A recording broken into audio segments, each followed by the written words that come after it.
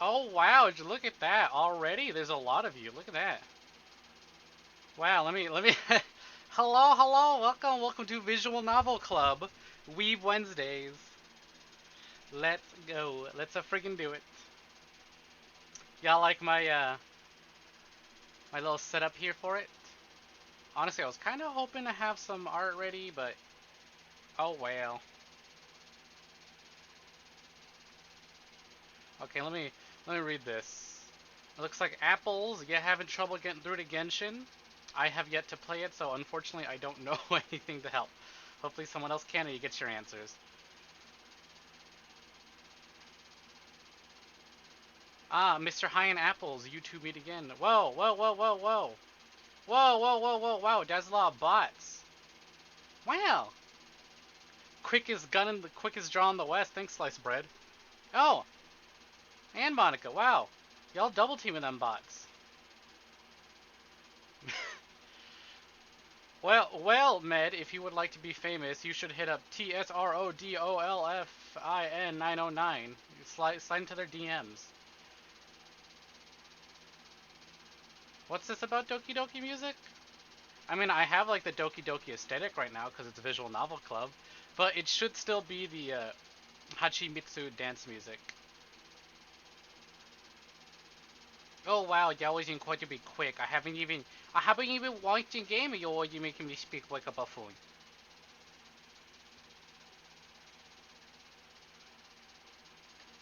Oh, you look at that. I haven't even watched the game and already I'm speaking like a buffoon for 10 minutes. Wait, hello? You, you're not supposed to be able to do that. Hello, the salami weird. Okay, alright, fine, we uwu for 15 minutes. I don't know how you got access to that. Excuse me? Oh, alright then. Alright, 15 minutes from now. Alright. Fine! Oh wow, Shao, you're here too. Welcome to 15 minutes of Uwu, we need it longer. Y'all had 10 hours of Uwu with the last visual novel we played. You really want 15 minutes? You had enough. Wait, how is the screen by the way? This alright, y'all enjoying this? Oh, what am my eyeball doing there? Apologies, my room is dark, so I'm still setting some things up. The weather, what is that? Hey, let me adjust my height. Let me stand up a little taller. This is different compared to my old setup. So I can there we go. Wow, you guys can see my boobies now. All my bobbies. Hell yeah. Do y'all enjoying this or would you prefer me to zoom the camera in a little bit more?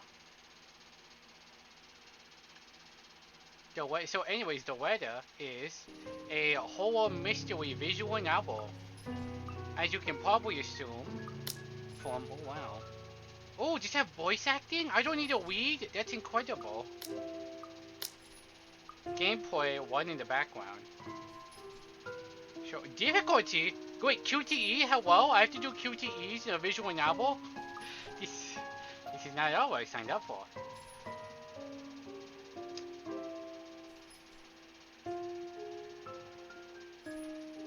At no point did I sign up for this. Why is there an option for that voice? Can't you just make the sound? Is it as good as Doki Doki? I'll be honest, I don't know. I heard it's pretty good. I'm probably gonna zoom in a little bit. I feel kind of exposed, being so much of my body being shown off. What? How do you have so many of those? All right, 20 minutes. 1, 2, 3, 4, 5. Talking in voice, trying not to be rude.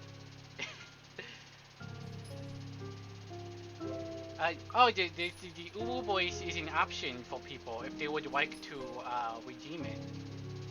It lets them force me to make a buffoon out of myself while I read the game. I didn't ask nicely at all. I didn't ask for this.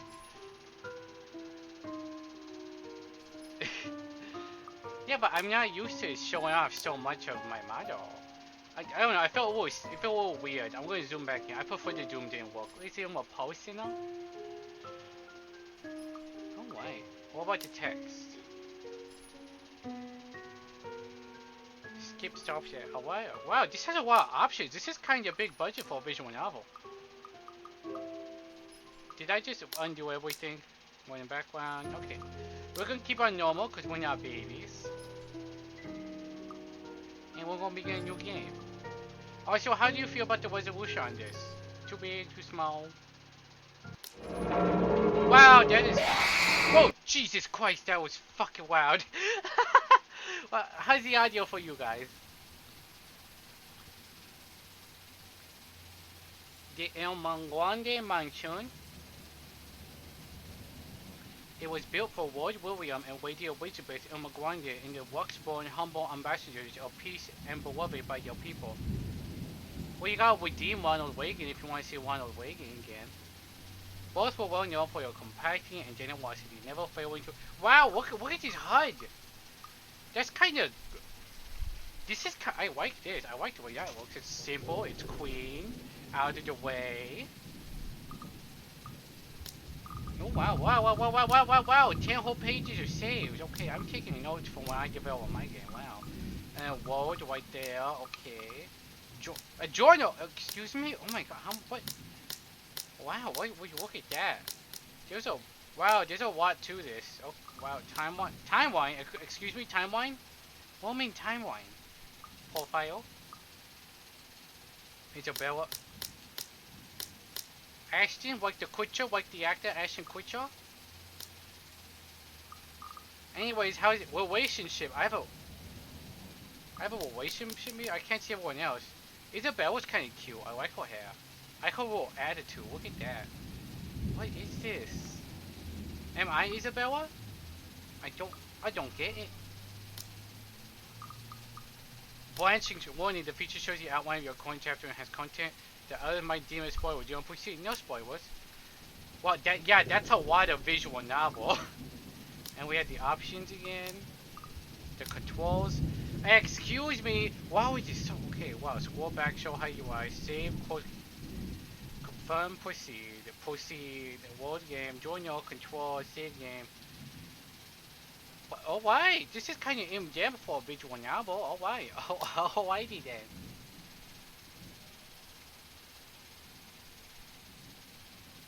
Alright. Under their influence and wealth, what was once a small, sleepy village grew to a prosperous and bustling town. However, the seasons of joy eventually ended when the good nobles perished at the hands of the Great Plague. Their riches and legacy were henceforth passed on to their only child, Lady Charlotte and Mengalde. The mansion has stood since the 1620s, a witness to a very long history of joy and pain. After Lady Charlotte committed suicide, what's up with me in these visual novels with suicide? This is the second visual novel in a row with suicide. Okay, but to be fair, we are playing horror games. The Great House was eventually left uninhabited. Jesus Christ, that kind of scared me. Okay, how is the audio for you guys? It looks like I'm peeking over just a bit, so hopefully it doesn't drown me out. And that is when it began. Surrounded villagers spoke of seeing and hearing unearthly dreams and cries and howls that filled the nights, and hearsay of mysterious women roaming the hallowed halls aimlessly. People who dared enter its halls were simply never heard from again. Creepy writing, I know, right? Even after 400 years, these stories remain, much like the house itself. Whispers about the once great house, its legends, its course still fall upon the villagers' ears. In spite of this, the current owners are convinced that the stories are nothing more than a hoax. With little regard for the truth, they had the Briar Realty Corporation place the property back on sale. It's free real estate. It's a really complicated visual novel. Yeah, well, actually, there's much more complicated, but this is really high budget. So this is really impressive. There's going to be a lot of branching paths. We may or may not spend a lot of time on this, depending on how quickly it is to read. Like Pandora's box, the secrets that lie inside are waiting to be discovered by brave souls. Hello, Moku! Hello!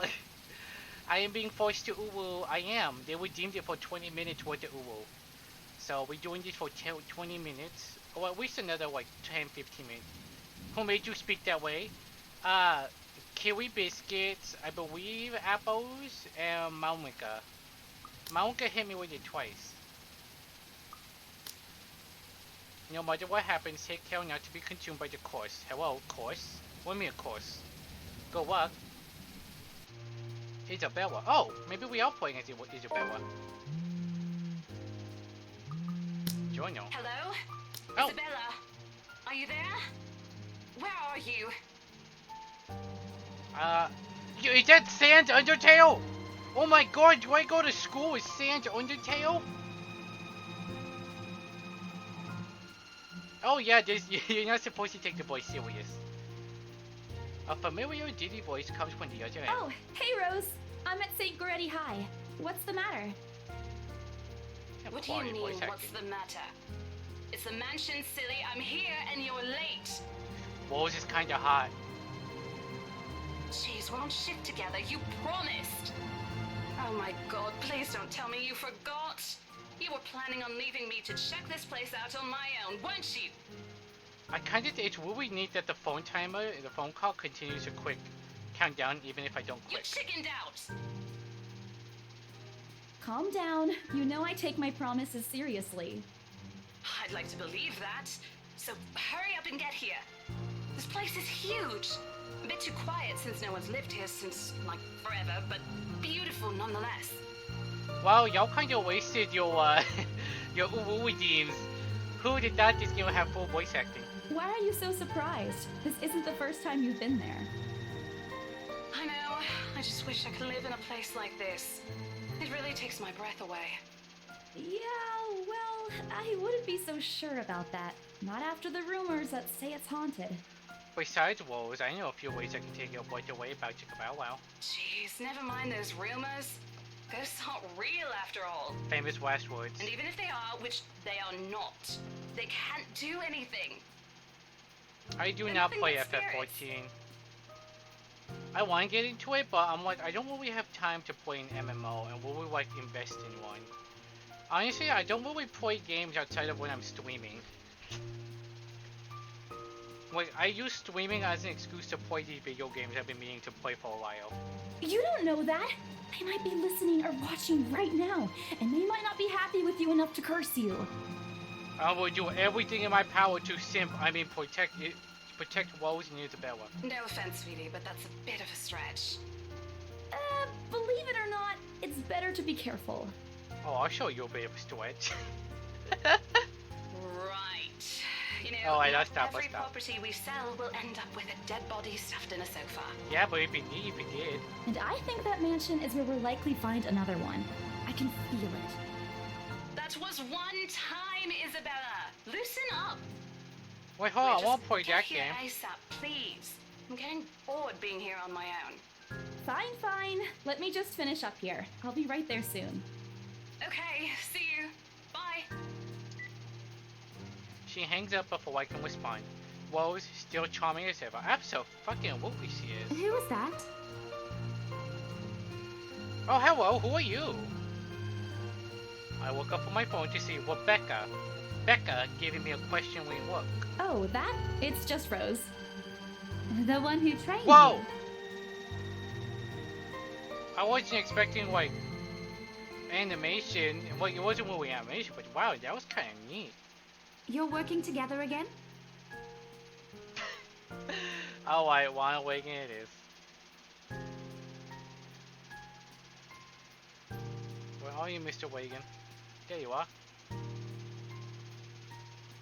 Let me move you over, because I moved you over.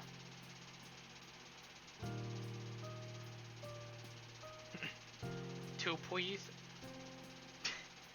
Ronald Reagan, two, please. This is Ronald Reagan the second. Just for this property. We've been scoping out that big mansion down Anselm Village after the renovations. Today is sort of its grand opening to the public. Oh, you gotta The redeem RC it a wants to give second it one time. last check before we let potential buyers tour it this afternoon. One redeem gives you one Ronald. Maximum of 3 Ronalds.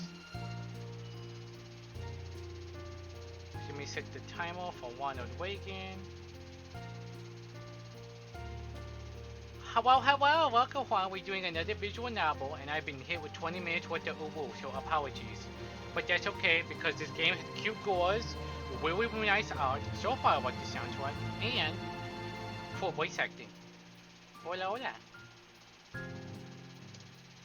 Hold on. Is this the same mansion you've been telling everyone about? Didn't you keep saying how it just gave you the creeps? You actually went there? And you're going back? I have to, the story calls for it. Well, I did promise Rose I wouldn't ditch her. And besides, a job is a job. Gotta do what you gotta do to make a living. As soon as those words leave my mouth, Becca lets out a soft chuckle. What's so funny? Nothing.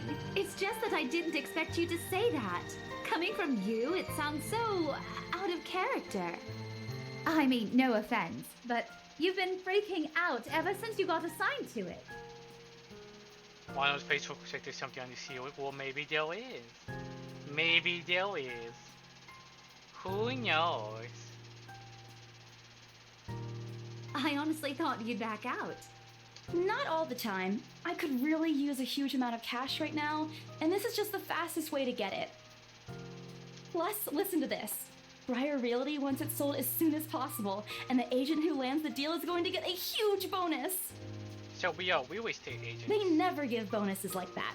Getting that would make life so much easier. Gotta do it for your dough. They're desperate, I'm desperate, it's perfect. A sympathetic look crosses her face. You know, if you're really in urgent need of money, you could have just asked me. Oh, she's so sweet. She oozes big lesbian energy. Or Ashton. Ashton Kutcher? We know Ashton Kutcher? What's Ashton Kutcher been up to these days, actually? We can always let you borrow, and you can pay us back whenever. I have to keep myself from glowing out loud. In the years I've known her, I can already tell what to expect when she has that expression. Becca! I've noticed that you've been living off instant noodles these past few weeks.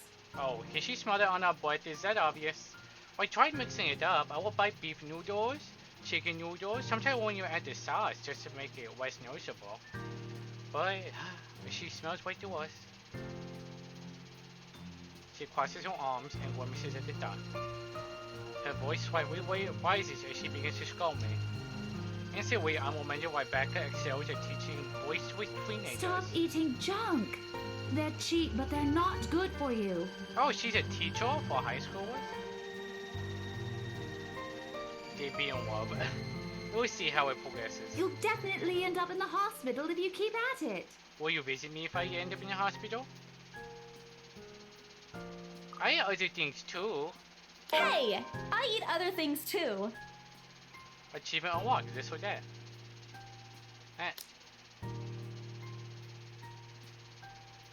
Make your first decision. I fold my arms across my chest, mimicking her posture and giving her the best frown I can muster.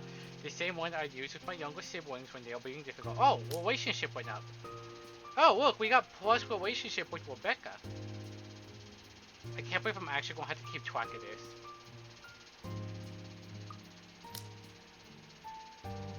Instead, she only raises an eyebrow That's at me. not going to work on me. And I saw it when you were cleaning your flat last week. The instant noodle cups outnumber everything else. Well, they're all affordable. What do you want? I eat other things, but you know, it's the main part of my diet. You're just exaggerating. Did you even see what's in my cupboard yet? I'm not just living on instant noodles alone. I've got canned beans, peas, tuna, ham, and even hamburgers in there. Apologies, I am adjusting myself.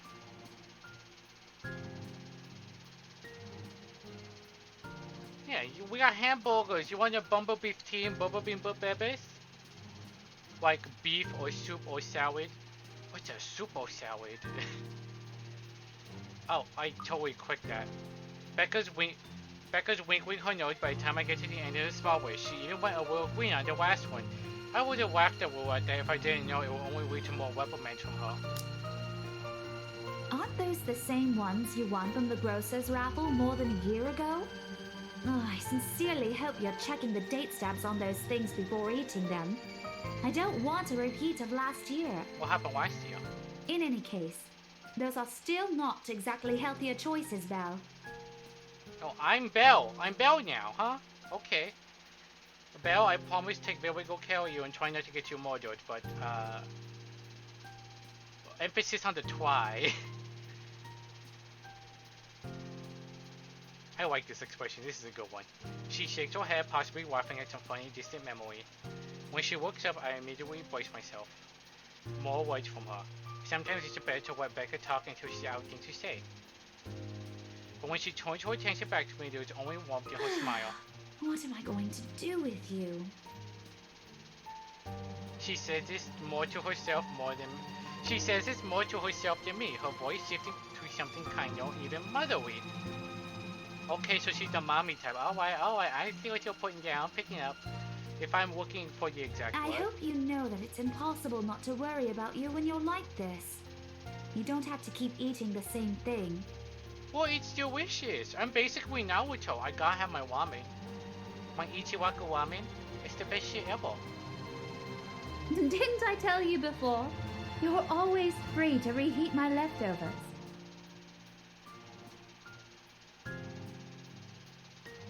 What were you cooking, huh? Thanks, Becca. I really appreciate it, but you don't need to keep babying me. You've been taking care of me since after I moved here. You have to take a break sometime. And before you ask again, no. You know I'm not a fan of borrowing money. Mood. And I'm not going to ask you to give me what you earned hard for yourself. You and your pride. But suit yourself. The offer stays on the table, though. I nod in response, if only to get her to drop the topic. But I'm pretty certain I will never take that offer. Ever. It has nothing to do with pride. I've simply seen plenty of times how friendships can take a turn for the worse just because of a few unpaid debts. I don't want something like that to happen between me and Becca. We may argue about why small petty things, but she already feels like a real sister to me. You are sisters on Becca already? I don't want to lose that friendship over something so trivial. Becca's movements when she takes a quick glance at something behind me snaps me out of my Well, thoughts. enough chit-chat. Lunch is ending, and my students will be back any minute. We can catch up later. Good luck with your clients. You better treat us to lunch or something if you get that sale. She was just talking about how she's going to feed us and take care of us. Now she's asking us to feed her. Alright, I will take you up on your offer. You bet! With a small smile, she returns to her desk and begins sifting through the pages of a rather thick history book. Oh no, Becca, you're a history teacher? I'm so sorry for your loss. She's probably working on next week's lesson plan. Or trying, at least. Her eyes are distant and she doesn't seem too attentive to whatever is on the page. As if Becca heard my thoughts, she starts coughing heavily. Her hand hastily goes to her mouth to stifle the sounds. Ah, this is precisely why I follow her here. For someone who makes a habit out of worrying about other people, Becca sure forgets how to take care of herself. Hey, you sure you can manage on your own? I mean, you're still a bit feverish. Hush, dear. Don't you worry about me. I'll just drink some medicine and I'll be right as rain. Becca, if you're showing symptoms, you need to self-quarantine. It's very important. Think about the kids, or don't. Let them get sick. Fuck the future generation. She's had a cold for a couple of days. Something about the strange weather not agreeing with her lately. And despite my advice to take the week off and rest, I found her apartment empty when I dropped by this morning. She even left the medicine her doctor prescribed. Oh my god, please tell me. Yes! Alright, that was 20 minutes of ooh woo. Hope y'all enjoyed that. I can go back to being me.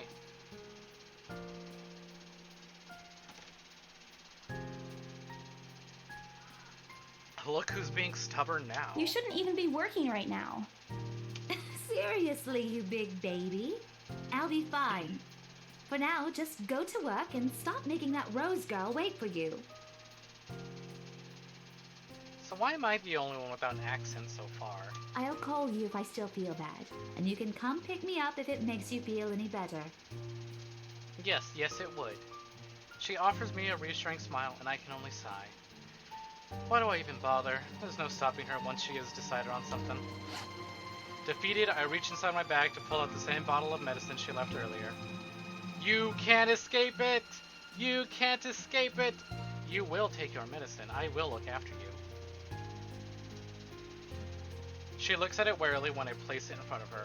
Unfortunately for her, this is one thing I'm not letting her have her way. Alright, but don't forget what the doctor said. Drink this on time. I'll see you later, okay? There's an amused gleam in her eye when she shifts them back to me. Look who's playing the mother hen now. Mother hen, excuse me? Are there any Brits in the chat who can tell me if that's an actual saying y'all have?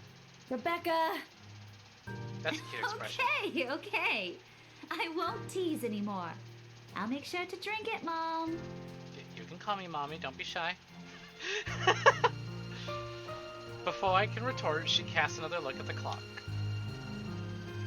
I take that as a sign to finally end the conversation in my short visit. Oh! Would you look at that? Alright, Mr. Reagan, our time together is short, but I hope you enjoyed your stay on my head. Thank you for showing up for the first Visual Novel Club. With a small wave, I leave her alone to her classroom and her thoughts. I hail a passing taxi to take me to the property as soon as I leave the school grounds. Hey, what the heck? I thought I got rid of Reagan.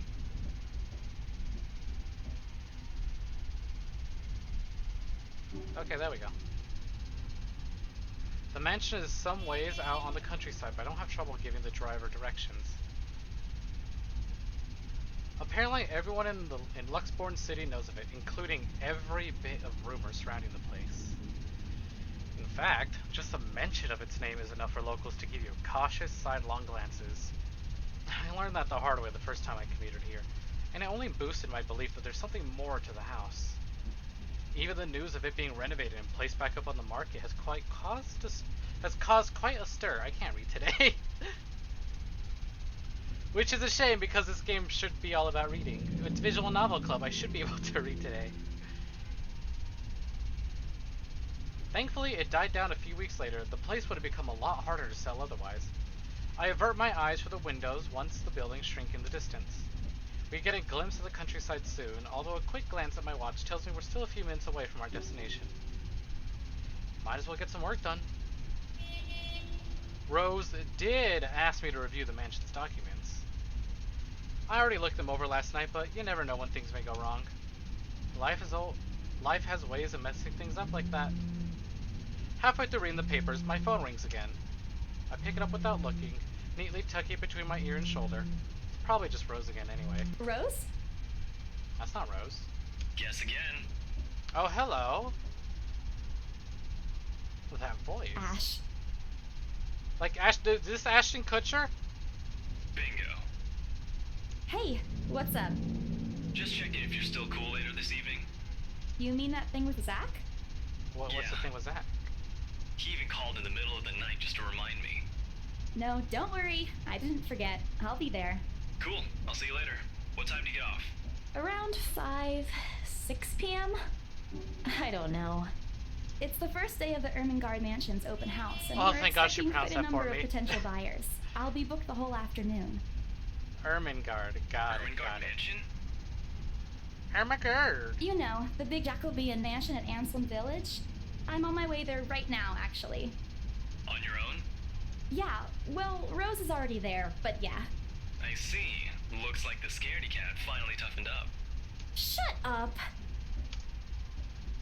Ash chuckles, and I can't help but roll my eyes upon hearing it. I'll see you later. Drop me a call when you're done. I'll see if I can pick you up. Whatever. Bye.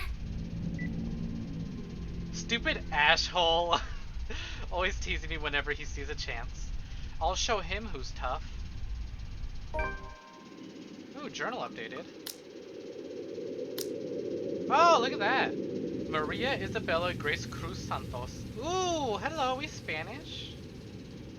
One of me, just like me. Oh, no wonder I'm the only one without an accent. Or actually, Ash didn't have one either. Birthday, May 28th. Oh my gosh, she's a Gemini. She's 26 years old. Height, 5'2". Shorty. Occupation, estate agent, national. Oh, she's Filipino. That's cool. You don't see Filipino protagonists often. especially in something like this. Like cinnamon rolls, dogs, food, police procedural dramas, and Taylor says comedies and karaoke. She is the third child among 7. Holy fuck. Daughter of a laundrywoman and a driver? A Jeep driver? She went to a public school and was an average student, but took to art easily. Eventually, she pursued a degree in fine arts as encouraged by her father. However, when the man was diagnosed with terminal illness, she had to stop studying to make money. It was Isabella's aunt who helped her get work overseas in order to earn more money than any local job she could get. Rose Cooper became her mentor as soon as she started as an agent at BRC. Why is it so difficult? Thank you for the hydrate. I kind of needed that.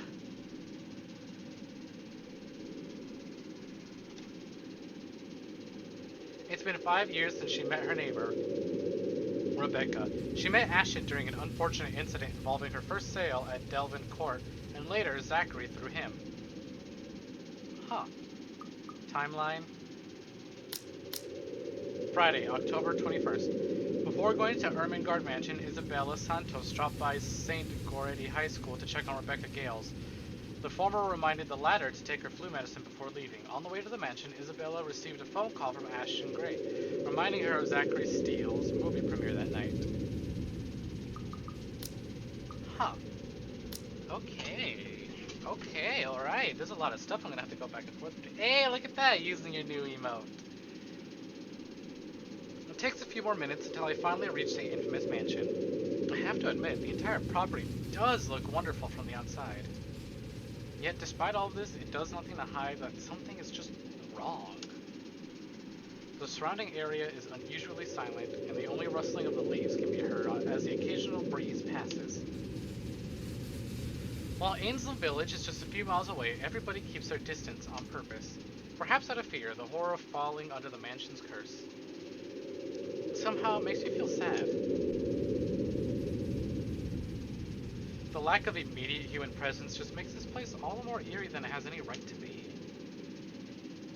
If it's uncanny in broad daylight, I can't imagine how this place looks at night. Are you planning to go inside that place, Missy?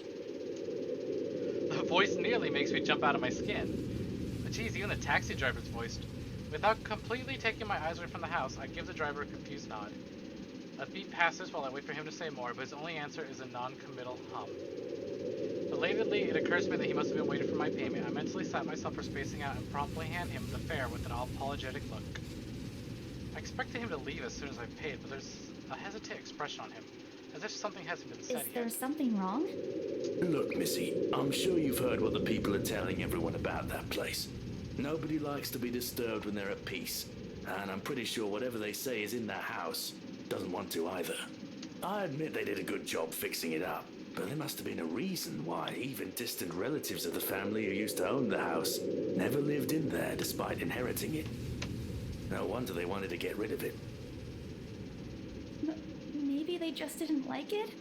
You never know. He drives off after, but what he said has left a foreboding feeling in my gut. I breathe out a heavy sigh as I approach the house. After hearing enough of the rumors, I should have expected the conversation to take that turn. But I'm already here. Backing out is completely out of the question. It's not like I have a choice anyway. If I want to get that bonus and commission one way or another, I've got to sell this property. The door is ajar when I get to it. However, while my own copy of the keys dangle uselessly in my hand, Rose must have left it open when she arrived. That's weird. We may be the only people here this early, but I've never known her as someone so careless. Ooh, it's kind of pretty.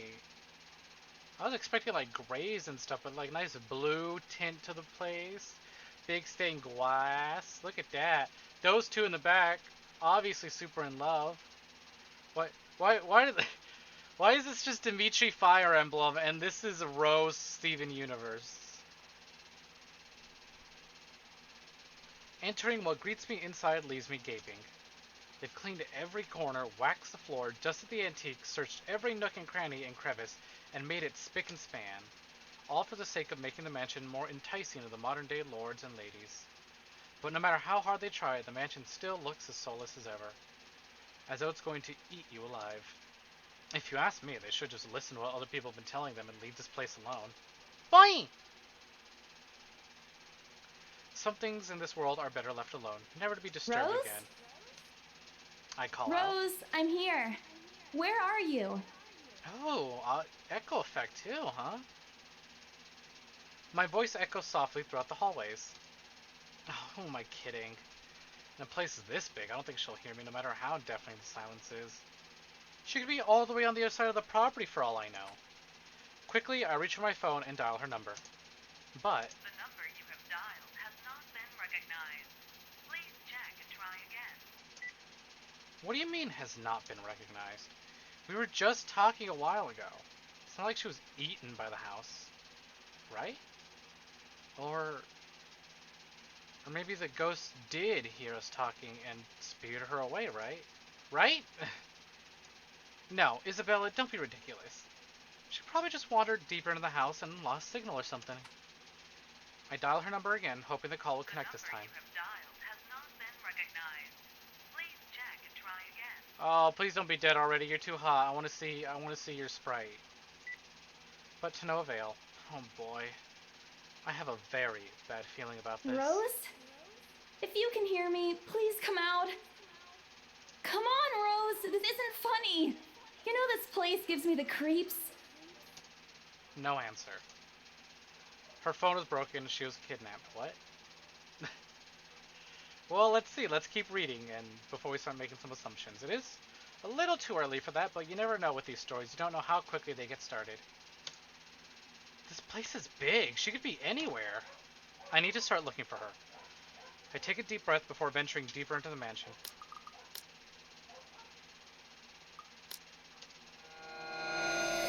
Taking a couple steps forward, I notice something move above the grand staircase. What the hell? Rose? Rose, is that you? Not funny. I'm leaving you if you don't come out. Not coming out, huh? Fine. I'm going. Okay, that's a lie. She's my friend. I can't really leave until I know she's alright. Growing desperate, I try to contact her number again. Come on, please give me something. Please, Lord? Yes, finally! Hello? Hello? Rose, I'm here at the mansion. Where the hell are you? She doesn't respond. There's also heavy static coming from her side. I sincerely hope it doesn't get cut off again before I can get her an answer from her. Rose, come on. Where are you? A few moments pass until the static eventually starts to quiet down. What? The attic? Why? Crap. It got cut off. Right? The art's really pretty in this. Man, do I really need to go there? With how deep inside the mansion the attic is, there's barely any signal there. No wonder I can't contact her. But why is she there? Out of all the places, she just has to make me go fetch her in the creepiest room of this place. She doing this to get back at me for being late? Whatever, I'll just go. The sooner I meet up with her, the sooner I'll feel better about being here. I carefully make my way up the staircase. My legs wobble as I mentally curse the fact that I've chosen real estate instead of picking a career that doesn't involve strange abandoned houses. Run for her if you like her, she saw something. Well, I don't really get to control the move speed of my character, so we'll see how quickly I can make it to the attic. Upon reaching the top, the grand hallway greets me. It branches out. Ooh, look at that! I like the animation in the curtains there. It branches out to the two major wings of the mansion, the east and the west wing. There are two attics here, one on each side. The east one has been converted to a storage room of sorts, and somehow I find it least likely for Rose to wander there by herself. Besides, she never did like going to stuffy storage rooms. So I head towards the west wing first, where a simple wooden door at the end of the hall opens to a small room. Inside is another set of steps leading to a second attic. Unlike the grand staircase though, the stairs to the attic are steep and narrow, made of old stones and covered with thick coating of dust that kicks up into the air with every step. Thank God it's still daytime. If it wasn't for the light streaming out the door behind me, I might easily stumble and fall. With how old the place is, there's no light fixtures to illuminate the cramped passageways up. Why they didn't bother to add one here when they renovated escapes me. Sheesh, they did it with the rest of this house. The small bedroom welcomes me at the end.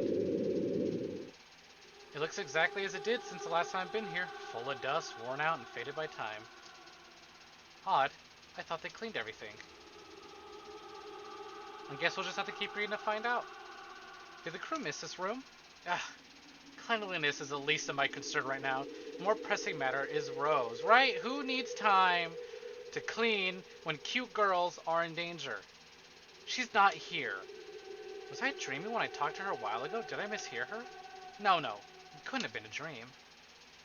After all, the creepy ambiance of this estate is doing such a remarkable job of making sure I stay alert and awake. And I'm sure she said she's here. Is this a prank? Or maybe that phone call is Rose's last message to me before the curse got to her. Ah, shut up, brain. You're not helping. Don't make this scarier than it already is. But if she's not here...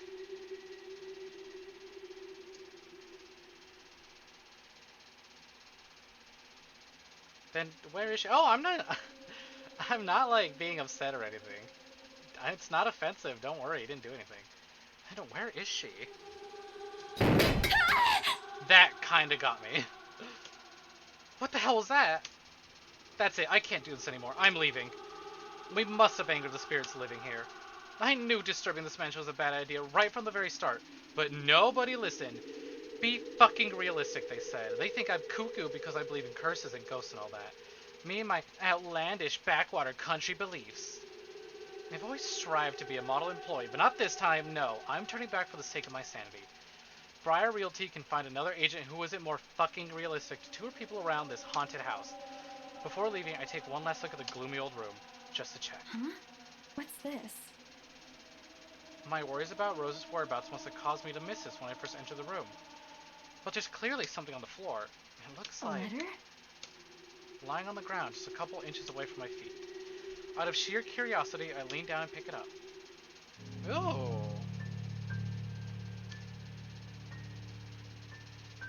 I don't recall seeing this last time I was here.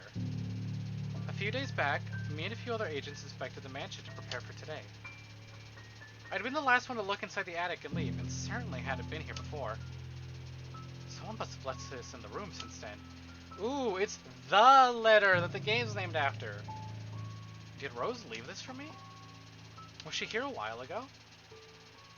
I couldn't miss her though, could I? There's only one set of stairs leading to the attic. The letter isn't exactly in pristine condition. In fact, it looks rather ancient. The paper's so thin and rough, I'm worried it'll fall apart if I so much as touch it. But with great care, I open it, and what I read shakes me to the core. What?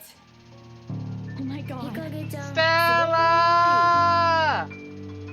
Hello. Thank you for the 2 months, Stella. You made it just in time. We just started not too long ago. Let me catch you up. I am a real estate agent. I'm currently playing as Isabella, a real estate agent, trying to sell this spooky ass mansion so we can get a big fat bonus because we desperately need money.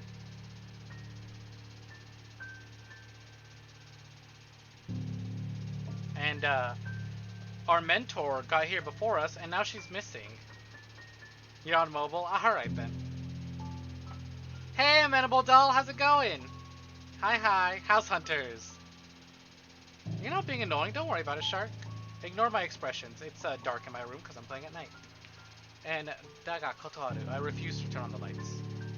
It ruins the ambiance. And also, it kind of makes it darker because the light is right above me and I have a lot of hair. You apologize to Stella for yesterday? Don't sweat it. It's not like crazy emote spam. It was like 2 emotes at a time. You weren't being offensive or anything. But hell yeah, Stella, house hunters. Aw, sorry to hear that, Amenable. I'm glad I can help. Hopefully this horror game doesn't make you feel any worse, though. If it's not something you'd rather deal with, it's fine if you feel like dipping. I'm glad. Let's get on with the story. But yeah, so catching you up. Yeah, we're looking for our mentor, Rose. Ooh, actually, still, let me show you. This game is fancy. There's a lot. I have a journal. I have profiles. Here's us. We are a Filipino protagonist. Isn't that neat? You don't see this often. People of colors as the main characters, especially in a, like, you know, anime aesthetic game. Fuck yeah, love to see it. Is there romance? Oh, Stella, look at this. Relationship. Boom. There is romance. Or at least there's definitely, like, friend points. So far, we've only met Rebecca. Oh my god, no! Rose isn't on here! Rose is dead! She's not a main character! Oh, god damn it. I liked Rose's design a lot. There are women loving women moments. Fuck yeah, this is my first time playing, so no spoilers if you played this before. Nothing but words. Help me fills the page. All of it, seemingly written with the crimson shaded pen. I don't know if that's a pen. Or blood. I gulp. The phrase just goes on until... Send this to 5 people, or else. Oh! Chainmail, huh? Spoiled lol. Send this to 5 people or else. Or else what? Or else what? As quick as I can, I scan the back of the paper and peek into the envelope to make sure I'm not missing out on the second page. But there's nothing. No. Oh, please, no. To be fair, I did get hit with 20 minutes of uwu speak at the very start. So when I had to stop, I kind of like immediately forgot. I was like, okay, wait, no. Just because I'm reading doesn't mean it has to be uwu. Also, like, come on, 10 hours of Doki Doki uwu? Who's to blame you? Also, how do you like my visual novel club screen? Chainmail horror? Tumblr users in 2014. YouTube comments in 2008. More like it. Hey, hell yeah, Shark, what you cooking? My hands tremble as dread creeps over me. The room is suddenly getting colder. I need to get out of here. Folding the paper in half, the sight that greets me next has me frozen on the spot. Hey, I'm glad y'all like it. I had some art commission to go with it, but it's not ready yet. I did. Spaghetti! Oh hell yeah, it's spaghetti too. Yeah, it's a little edited version of my like actual logo. Whoa! Folding the paper in half. Oh yeah, I read that. A pair of blood-soaked feet enters my field of vision, covered in gaping wounds with skin eaten away to reveal flesh, bone, all manner of things one isn't meant to see. It's too much. All of it is too much. I want to cry, call for help, but the words catch in my throat. Even my feet won't move, completely paralyzed out of terror. We love a designer. Aw, thank you. We're about to find out. I'm gonna be brave and I'm gonna look up. I need to know if this is Rose. I need to face it. Whoever, whatever these feet belong to, I need to face it.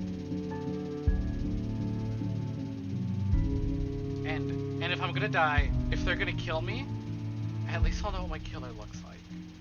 Cold comfort. So with a deep breath, I summon every ounce of courage I have left in me and shift my gaze upwards. Whoa, Jesus Christ, I wasn't expecting full 3D. No. Please, don't hurt me.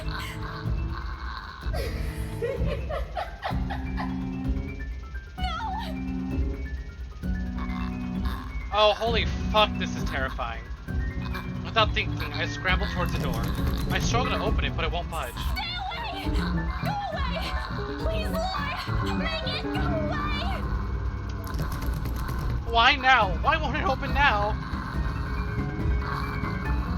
They fucking Silent Hill'd the room, they did!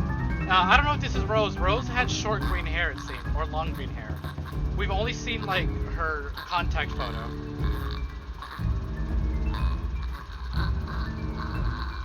Oh, hell yeah, you went to go see Eevee and Senpai streams? Awesome, they're great. Glad you got to check them out. My heart sinks as reality dawns in. Have a good night! Or are you calling me good night? Call me Snick. Or Snake. I'm locked in. Locked in with the thing. I'm also locked in. It slowly approaches me as I wrench the doorknob violently back and forth.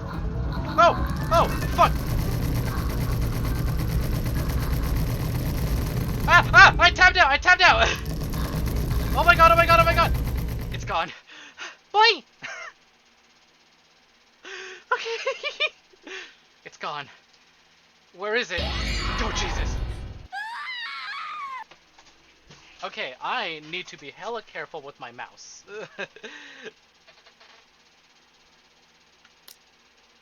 I tabbed out by accident.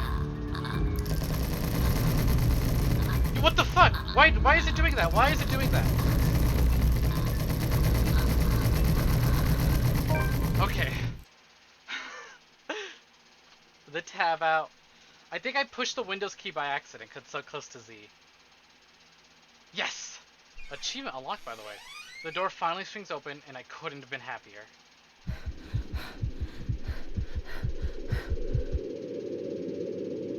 Wasting no time, I leap out to the door and don't look back.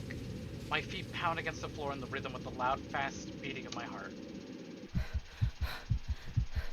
By the time I run past the hallways and find myself atop the grand staircase, my chest feels so tight it's going to burst. That's nothing compared to the feeling of hope the sight of the exit gives me.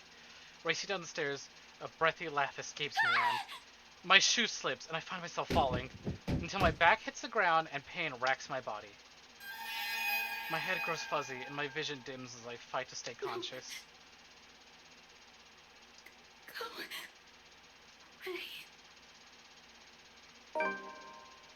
The last thing I see are those feet before all I know is darkness. Journal, October 21st. While looking for her missing co-agent, Isabella Santos found a mysterious letter in the Ermengarde mansion's attic. Driven to fear by what she read inside, thinking it's the place's curse at work, she hurried to leave the place, only to meet... it just cuts off.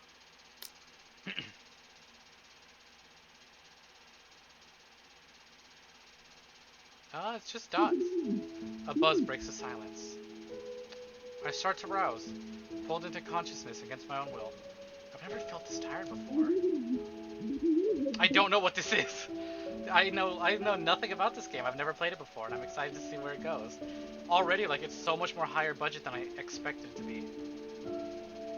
I just want to sleep, but the incessant buzzing, poking, and prodding isn't letting me. My old mattress may not be the comfiest of places, but it doesn't make me any more eager to wake up. I'm also curious if we get a new pro tag because it did say Chapter 1 Isabella. Also, that sounds like Rose's voice! Or Becca's. They're both British. They're British, isn't it? 5 more minutes, Becca. Oh, it's Becca. I swat away at what is nudging persistently at my side. Come on. Can't I just get a few extra minutes of sleep today? I promise I'll work hard once I'm up. A hand slightly taps my cheek and something cold suddenly being pressed to the back of my head. The icy sensation slowly spreads through the area, giving me uncomfortable feeling. Isabella? Isabella? Gosh, can you hear me? Isabella? I think it's Becca. The fog immediately lifts from my mind the moment I recognize the voice and my eyes snap open. Yes! Ooh, who are you? So this is Rose. This is our mentor. I don't know who you are, but you're pretty.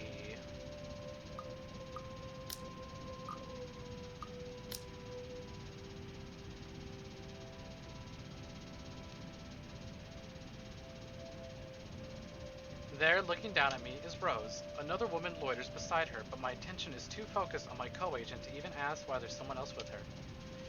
Rose's posture just screams worry, although she's keeping a straight face, or trying at least.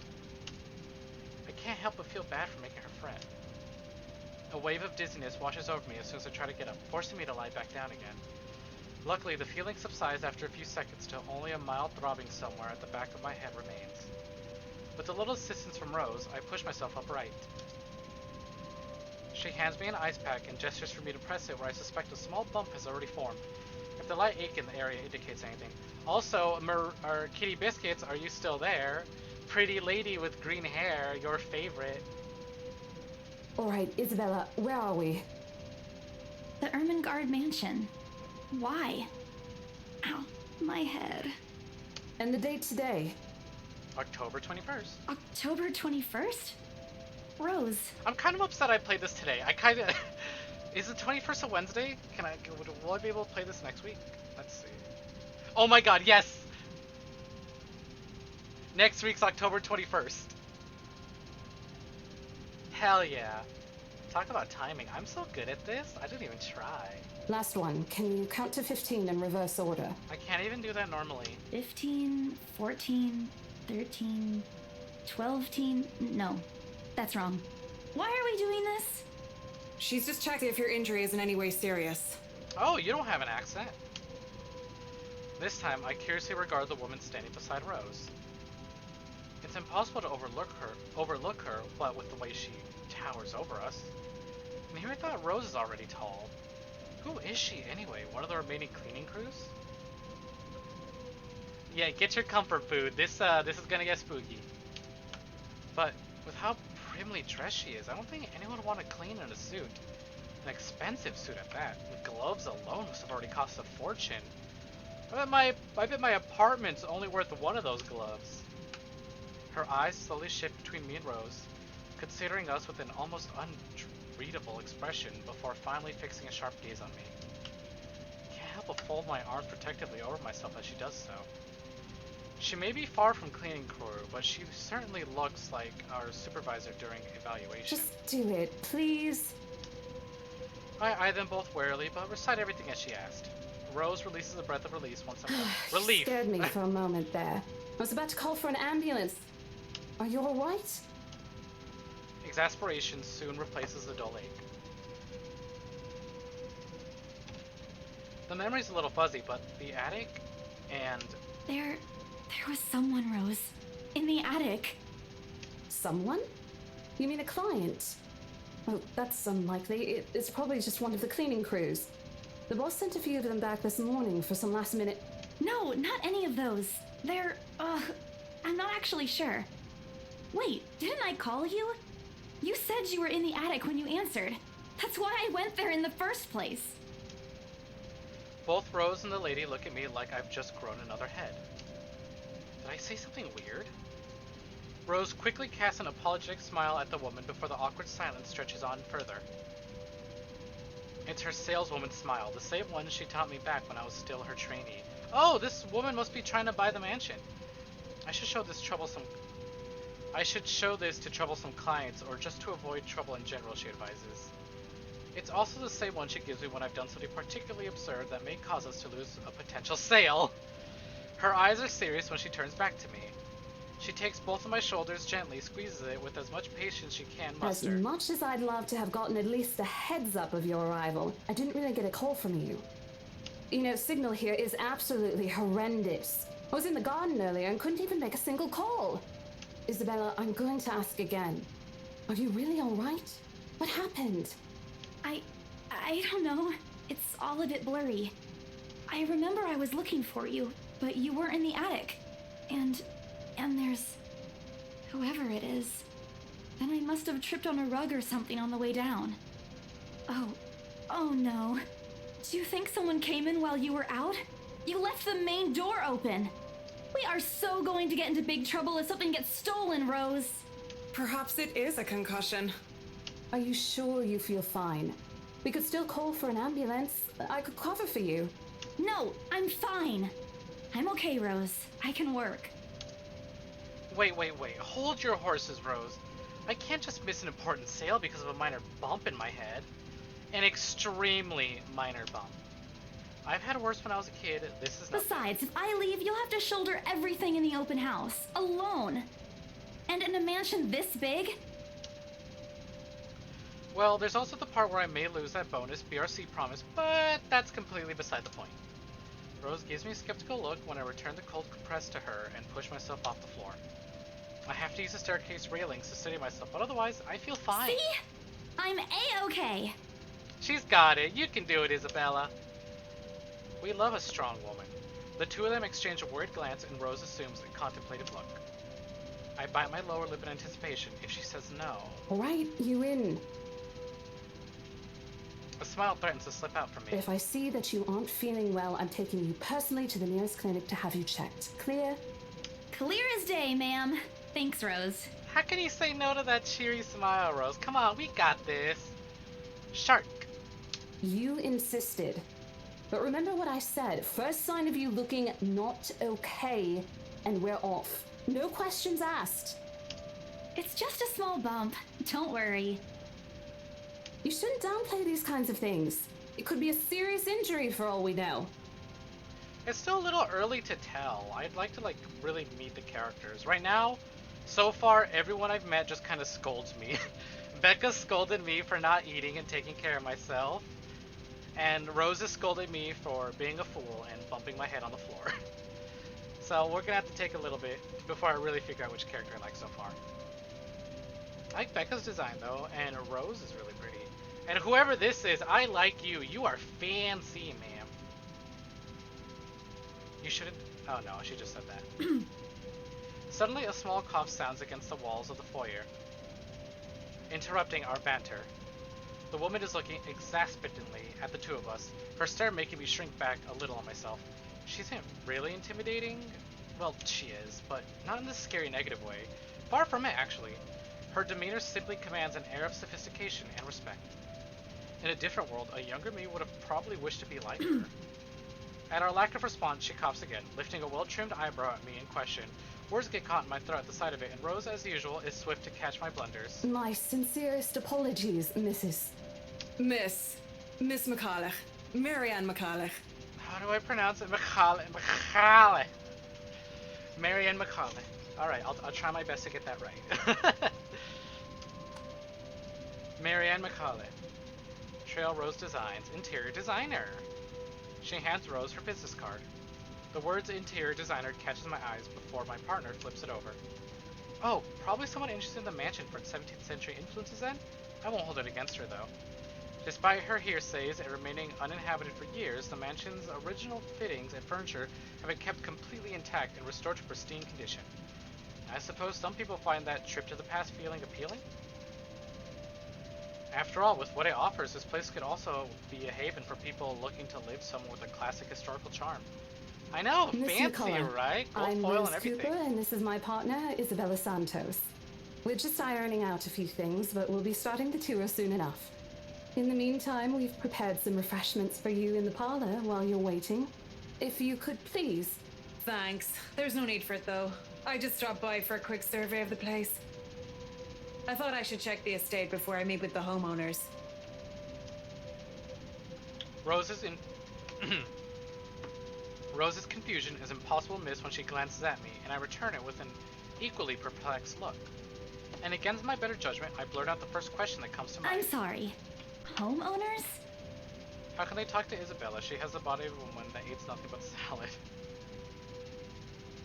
Well, it's not that she's eating nothing but salad. Remember, we were scolded because she eats nothing but ramen. Cheap ramen. She's right? She's hot. The black-haired one? I like her. Rose is really pretty. I like Abel's design so far. I should have kept my mouth shut. A flash of irritation crosses her face, but it instantly disappears under a mask of professional detachment. Yes. Hannah Wright? She hired me to handle the interior design for their new home. So you're not buying the house, you're just here to design. I see. This is the Ermengarde mansion, right?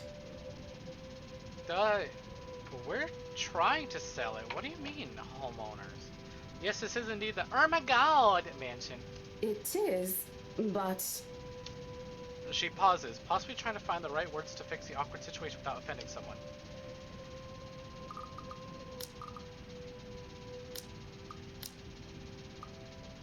We'll check with our supervisor. That seems professional. Those few moments have given me enough time to clear my head of any nervousness or confusion clouding. Hey! Oh, hey, look! Marianne's on the thing! We can relationship her. Nice! That cheesy name. Oh my god, oh my god. It is, ma'am, but we weren't aware the mansion has already been sold. What do you mean? I almost flinch when she turns her gaze on me, but I stand my ground. Besides, It isn't like I haven't dealt with awkward situations like this before. I may scrub at times, but it doesn't mean I haven't learned a thing or two in the 5 years I've worked in the business. The mansion is indeed for sale, ma'am. Today's the open house, in fact. However, we haven't heard anything from the higher-ups that a deal has already been closed for this particular property. What I think looks great? I like, what was her name again? Marianne's fashion. Like, Rose is cute, and I like this outfit. Simple and clean, simple and professional. But damn, like, she's got presence, you know? Like, she can step in her room, and you're like, whoa, who is that? She oozes an aura of baddie, and we love her for it. I like them all, though. Her ponytail's really cute, and I think Isabella's adorable. If you'd like, my co-agent and me can check with them right now. Yes, I am quite thirsty. Girls, pretty. Sometimes I think about girls and then head empty, no thoughts. Oh my god. Yeah, Rose is using the free outfit choices. Black haired girl is so paid outfit.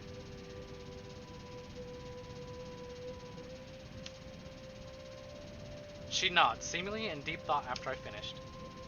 She appears to be... Oh, I meant thirsty as in, like, I'm thirsty. She appears to be a reasonable person anyway. Given the proper explanation, she'd surely understand. I thought something looked odd. Excuse me, I need to call my secretary. Huh. Well, a line was skipped. Thank you for your assistance, Miss Santos. With a slight wave of her hand, she leaves us. That seems to be the end of it. Both Rose and I breathe a sigh of relief. Disaster averted. I also don't miss the thumbs up she gives me for doing a good job, and I can't help but swell with pride. Yeah! We impressed Rose. Love to see it. Still, I've already prepared myself to dial the number to our Luxborn office and check, even if she didn't ask for it. I will be very frustrated if, for some reason, something has already been decided without my or Rose's knowledge. That's a whole new level of unfair. We've been working hard on this. Moments later, Miss McCullough returns, looking a little frustrated but with an apology clear on her face. I feel a little sorry for her having to go through all this trouble. There seems to have been a little misunderstanding with my client. If you'll allow it, I'd like to stay and wait for them here. I was informed they'll be dropping by for the open house today. I figured it'd be a waste to just leave after that long drive. I might as well meet him here. Certainly. You could stay at the parlor in the meantime, ma'am. I'm sure it won't be long before our guests arrive. Okay, not to make assumptions or anything, right?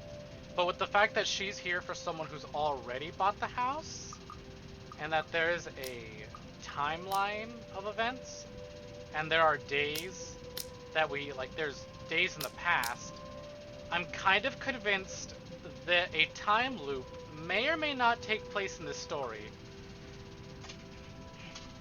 I think the reason we don't see our relationship with Rose is because she's simply the mentor figure. And as soon as, I guess the prologue is done, essentially, she's gonna leave the mansion, and the people who get stuck in the mansion are gonna be the people here.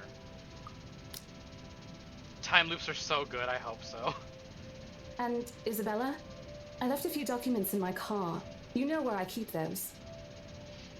Can you please get it for me? However, now that I'm thinking about it, she did know that it's October 21st today, so she can't necessarily be someone from the future. Alternate timelines converging, perhaps? I don't know. Maybe I played a little bit too much some other series that I won't name, because me saying time loops and alternate timelines is a bit of a spoiler for that series.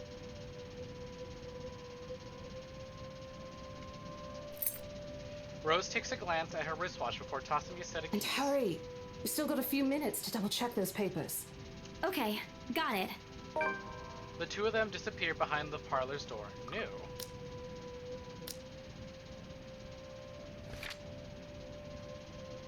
Rose Cooper, along with the woman who introduces herself as Marianne McCullough, find Isabel Santos lying unconscious in the mansion's foyer before the open house starts. Unable to recall what happened prior, Isabella insisted on working despite her co-agent's worries about her well-being. Also, dang it, Stella, because of your stream, like, now I doubt if I'm pronouncing foyer properly. I always hear foyer. Foyer. Who knows? I'll just pronounce it with no accent whatsoever.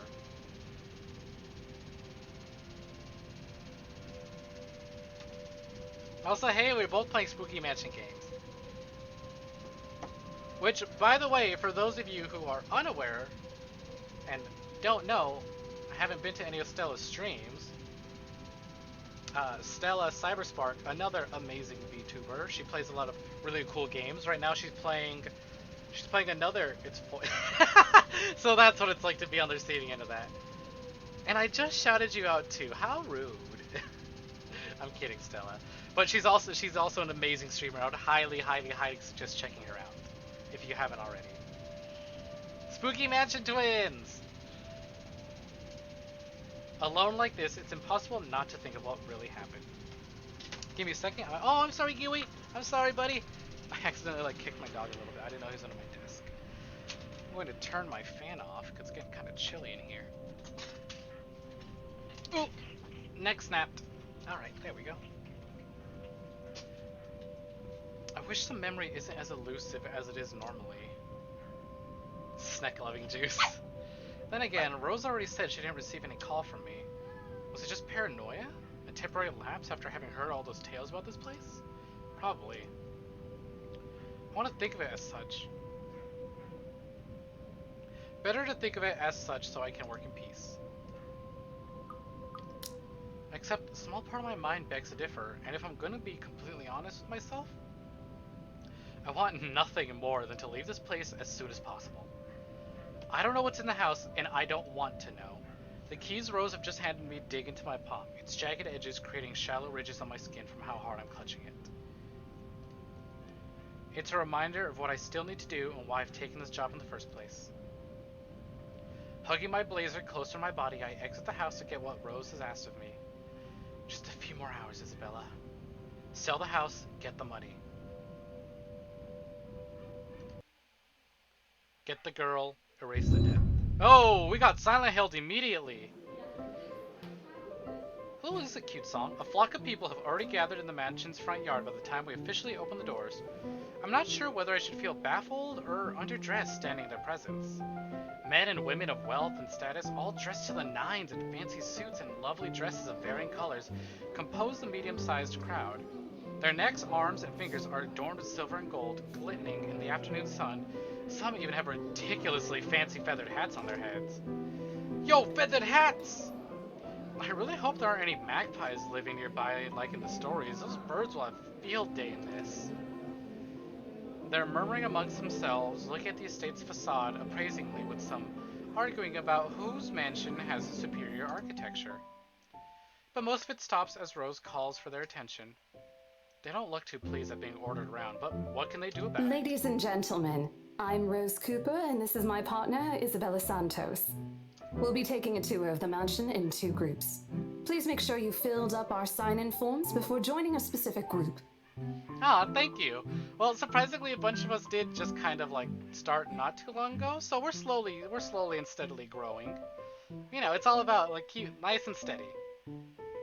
So I know some people tend to blow up overnight and stuff, but hey, you found us and that counts, right? That's progress. It is fully voiced. Those who want to look around the first floor, please follow my partner. I'll be guiding the ones who wish to see the ground floor. We are, baby. Hearing this, a few wandered to me. They were mostly old ladies who seemed daunted at the idea of climbing all those stairs. Ooh, y'all fancy! Miss McCullough also joins our group, but what really catches my eye is the elegantly dressed pair she approaches.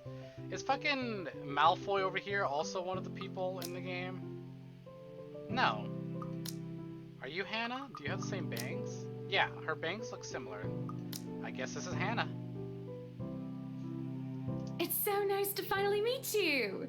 When Chief Inspector Lee mentioned that a famous interior designer is in town, I knew I had to get you! Everyone's so posh. Your confidence in my skills is very flattering, ma'am. Ah, she's flustered. That's kind of adorable. I'm sure you won't disappoint, Marianne. What's with his? I'm sure you won't disappoint. Oozes rich villain. Oh, you know each other? Isn't that Luke? Why'd you buy a mansion with so many stairs if you don't want to climb them? Not at all, ma'am. You mentioned something about a Marianne on our way here, darling? Oh, yes, I think I did. This is interesting.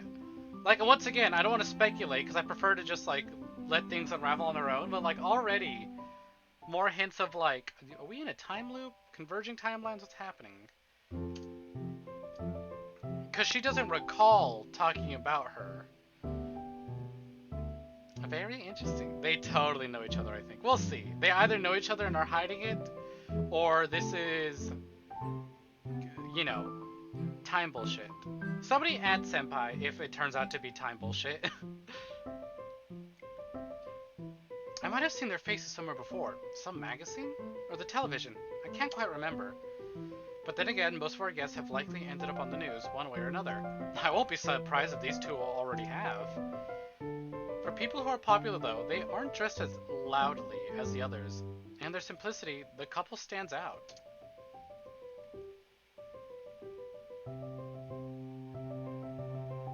The woman in particular is stunning enough to turn the heads of most people in my group, especially the men with wandering eyes. The guy standing beside her doesn't seem to mind though. And if I'm going to be a bit bolder with my assumptions, I'd say he's basking in the attention. I feel like Marianne is a lesbian who had an affair with Mr. Bondvillain before she realized it. Well, let's see. Both of them, in fact. I think they were brother and sister if it wasn't for their public display of affection. The matching rings on their fingers just cement the fact that they are indeed a couple. Whatever. Couples or not, what's important is we get this deal closed before the current owners can even think of canceling the listing. I just hope one of the people in my or Rose's group is brave and generous enough to buy this mansion. And so, with papers in hand, I lead the way. Journal updated. Today marked the open house of the infamous Ermengarde Mansion.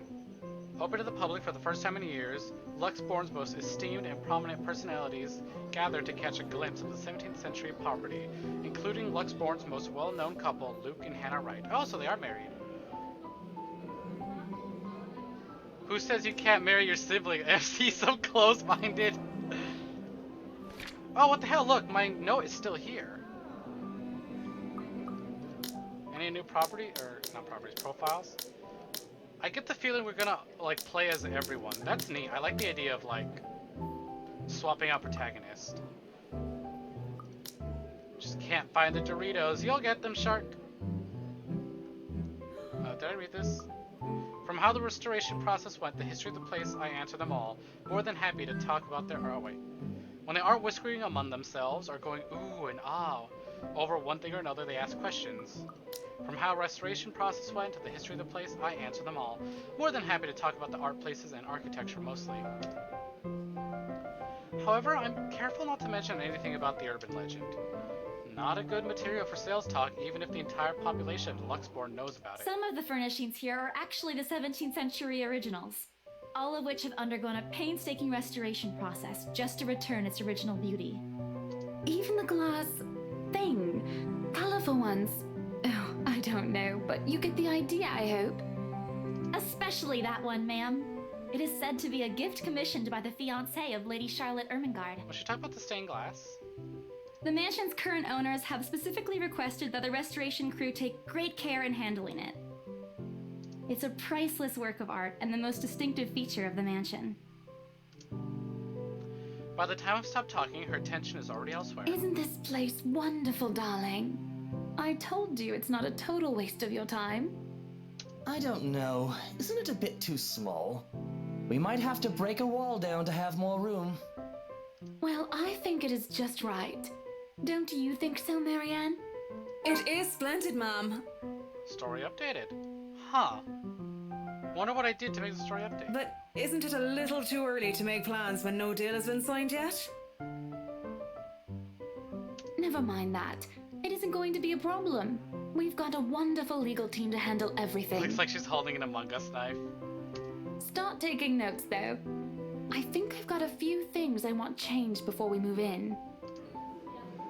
The rest of their conversation gets lost in the chatter of our companions. I don't want to make any assumptions yet, but their sheer interest is enough to give me some semblance of hope. Oh, please, please, please let these guys be the one. Eventually, our group reaches the kitchen. Well, speaking of knives, there you go. This is a particularly sharp-looking one right there. Much like the rest of the house, a great deal of effort has been put in retaining the room's classical appeal. I will say, this is a pretty kitchen. The open hearth at the end of the room in particular looks amazing, like the ones I've only seen in fairy tale books. And mad props to the cleaning crew. Seriously, after overhearing hundreds of their complaints about the soot and tar staining the bricks, and how much a pain in the arse cleaning this will be, they still managed to pull this off. Or make it look presentable at least. The highlight of the room, however, is what's underneath this hatch here. Ooh, hatches, vents, hello. Are we playing DBD or Among Us? Which one? Hey, thanks for the tongue's a little dry. Thanks for the hydrate. Oh, don't say anything yet. An underground wine cellar.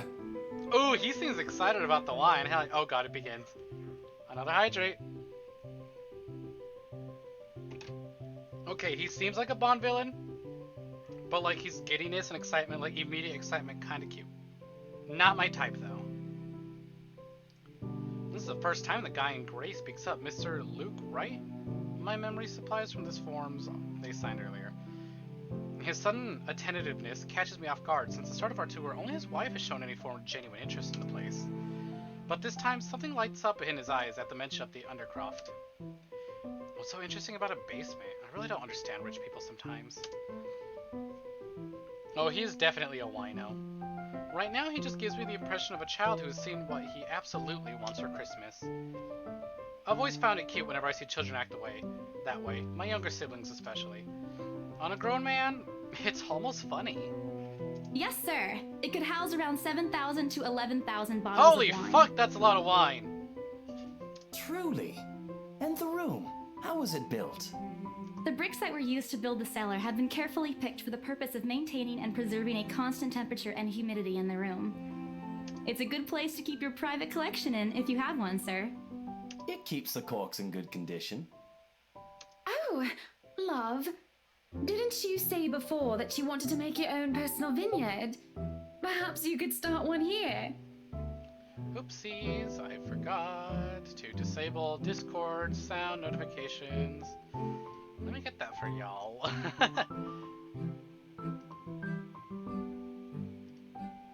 Just so y'all don't get confused and think it's your Discord. I normally turn that off, huh?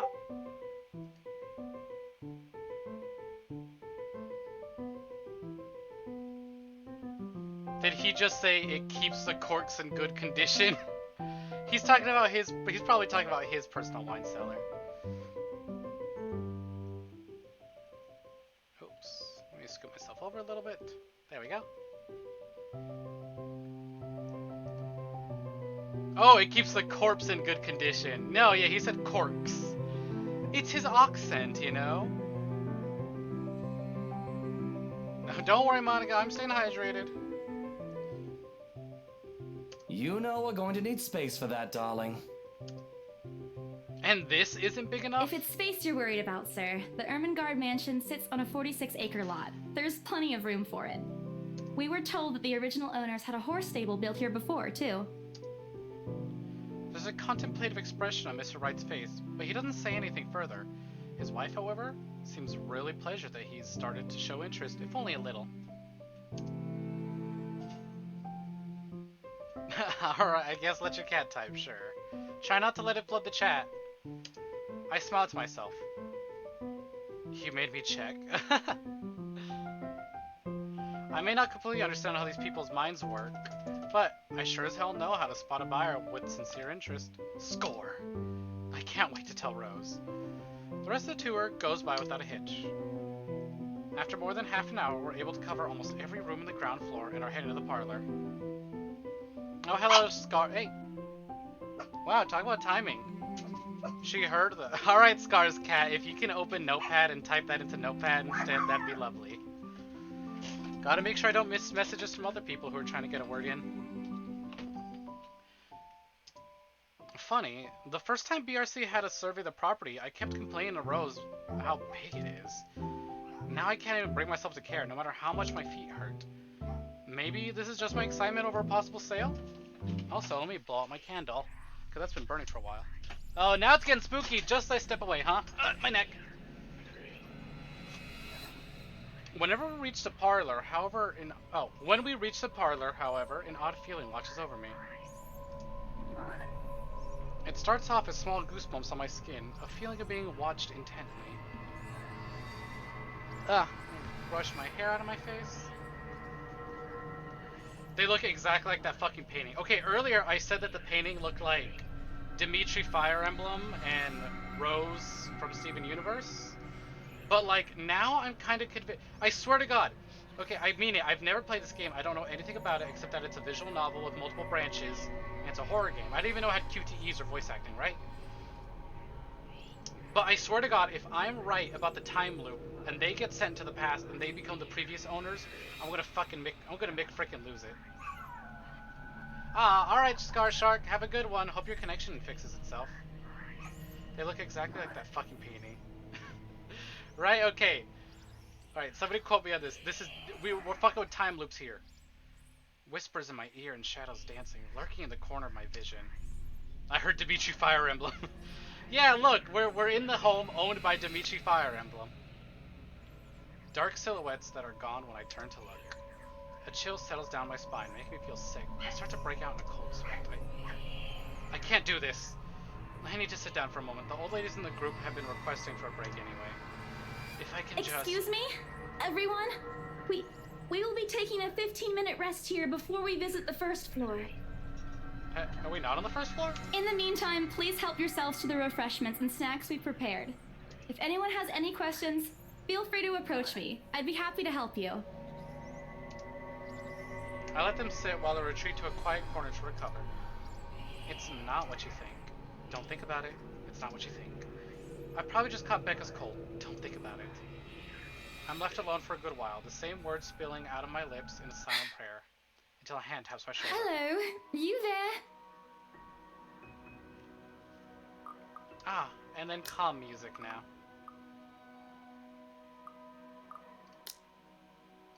Yes, ma'am?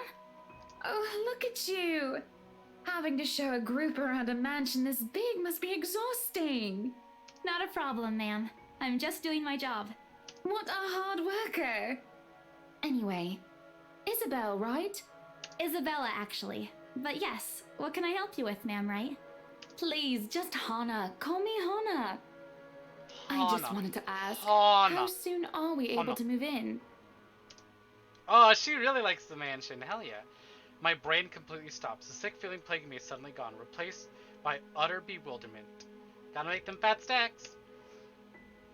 Is this a joke? She looks at me expectantly as I struggle to come up with an answer. Wait, ma'am, you see, but we haven't even negotiated a price yet, ma'am. We haven't even finished touring the rest of the mansion. A sale would be great and all, but... Oh, I said fat stacks. Fat stacks, you know. Cash, money, moolah, dosh, dinero. She stops me from speaking any further and puts a hand on my shoulder. For a moment, with her tight smile, she looks as if she's tasted a particularly sour lemon. Oh, please, sweetie, don't insult me. Money is not a problem. And, just between you and me, this place is better off with us than with some old lady who'll probably just fill it up with cats. I personally don't think there's anything wrong with having cats here, ma'am Hana. I'm sure there's more than enough space here if you want pets. Perhaps I'm still not feeling well, but what's wrong with cats? More importantly, why is she talking about moving in already? Well, I'm more of a dog person. But you see, this is going to be a gift to my darling. It's going to be our anniversary soon. And it would be so wonderful if you can secure its purchase for us. Why, I can even offer something extra if you help us out with the paperwork. We actually have a process for this, ma'am. I don't really think that would be necessary or appropriate. And just what are you two lovely ladies talking about here? leaving me and our lovely interior designer to talk here by ourselves. What would the people think, darling? Oh, it's just small talk, love. I was asking if she could help me with the paperwork. I try not to wince when her nails dig into my shoulder. I can't help but send an imploring look at Miss McCullough, who only gives me an apologetic smile and a shrug. Yeah, I can give you a fact sheet and a form to fill out. She wastes no time in taking the papers from my hand and shuffles through the bunch. Oh man, Rose is gonna be so angry at me for letting her do that. Wonderful. And Marianne, I'd really love to talk to you about those changes. You took some notes earlier, yes? I'm interesting that she says Mary Ann, but in the relationship, it's like one name. Spelled with an I, too. I wonder why the, script and then this are spelled totally different. I did, Mom. But I really hope that this time... Excellent. Hopefully you can help us out too, Isabel. Isabella. Right. It's a lovely name, Isabel. It's Isabella. Yes, that's great. We'll be more than happy to put in a good word to your superiors too, and... What's this? Oh god, I've given her the letter. Oh god, oh fuck.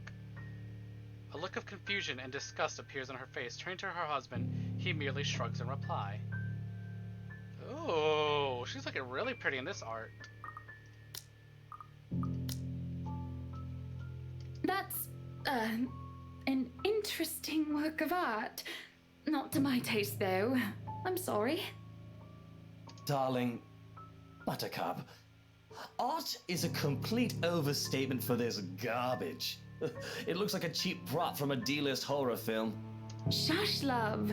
Let the girl do what she pleases with, what do they call this? Oh, forget about it. At the very least, it's not as dreadful as the one art exhibit I was forced to attend last month. Okay, this is... I'm interested. Oh! Huh. I wonder if me showing this to them three counts as me spreading the letter to 5 other people? Chainmail. Very interesting. Is your cat getting in the way? Yeah, pets can be annoying. You should have seen it, Marianne. Even you would have been appalled. What does that mean, even you would have been appalled? But I'm sure you'll know what to do with our walls once we get started. I highly doubt it is as bad as you say, Ma'am.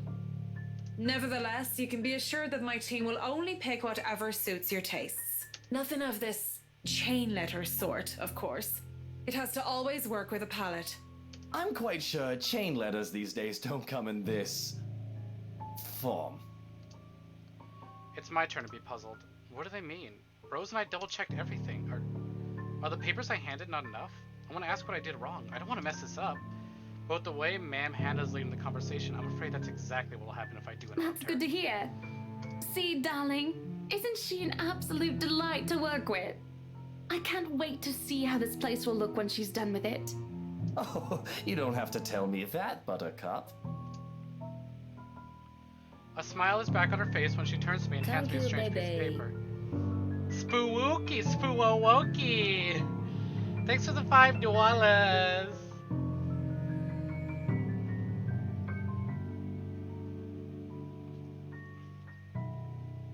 Spoowoki. Shame you guys can't really see the donation. Or can you? I forget if I have that setting turned on. A smile is back on her face when she turns to me and hands me a strange piece of paper. I would still put it away if I were you, though. Otherwise, people might get the wrong impression. Anyway, as I was saying... I don't hear the rest of what she says after that. I can only stare down at the paper, at the letter, in my hands. The side crinkles in my grip and my breathing grows labored. Dread quickly fills my mind. Isabella? Are you alright? You're looking pale. I didn't even notice when Rose's group joined us in the parlor. I want nothing more to say than that no, I am not alright. I want to leave this place because I remember everything as clear as day. It keeps saying story updated. What did I do?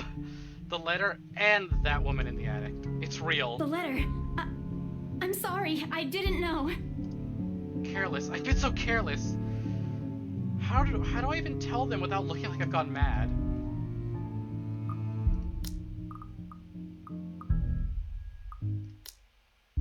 So what is happening currently? Okay, I don't know how much of it you've caught up, but we're a real estate agent. We're trying to sell this creepy, spooky mansion. On the way here, we went to look for our superior, our mentor, Rose.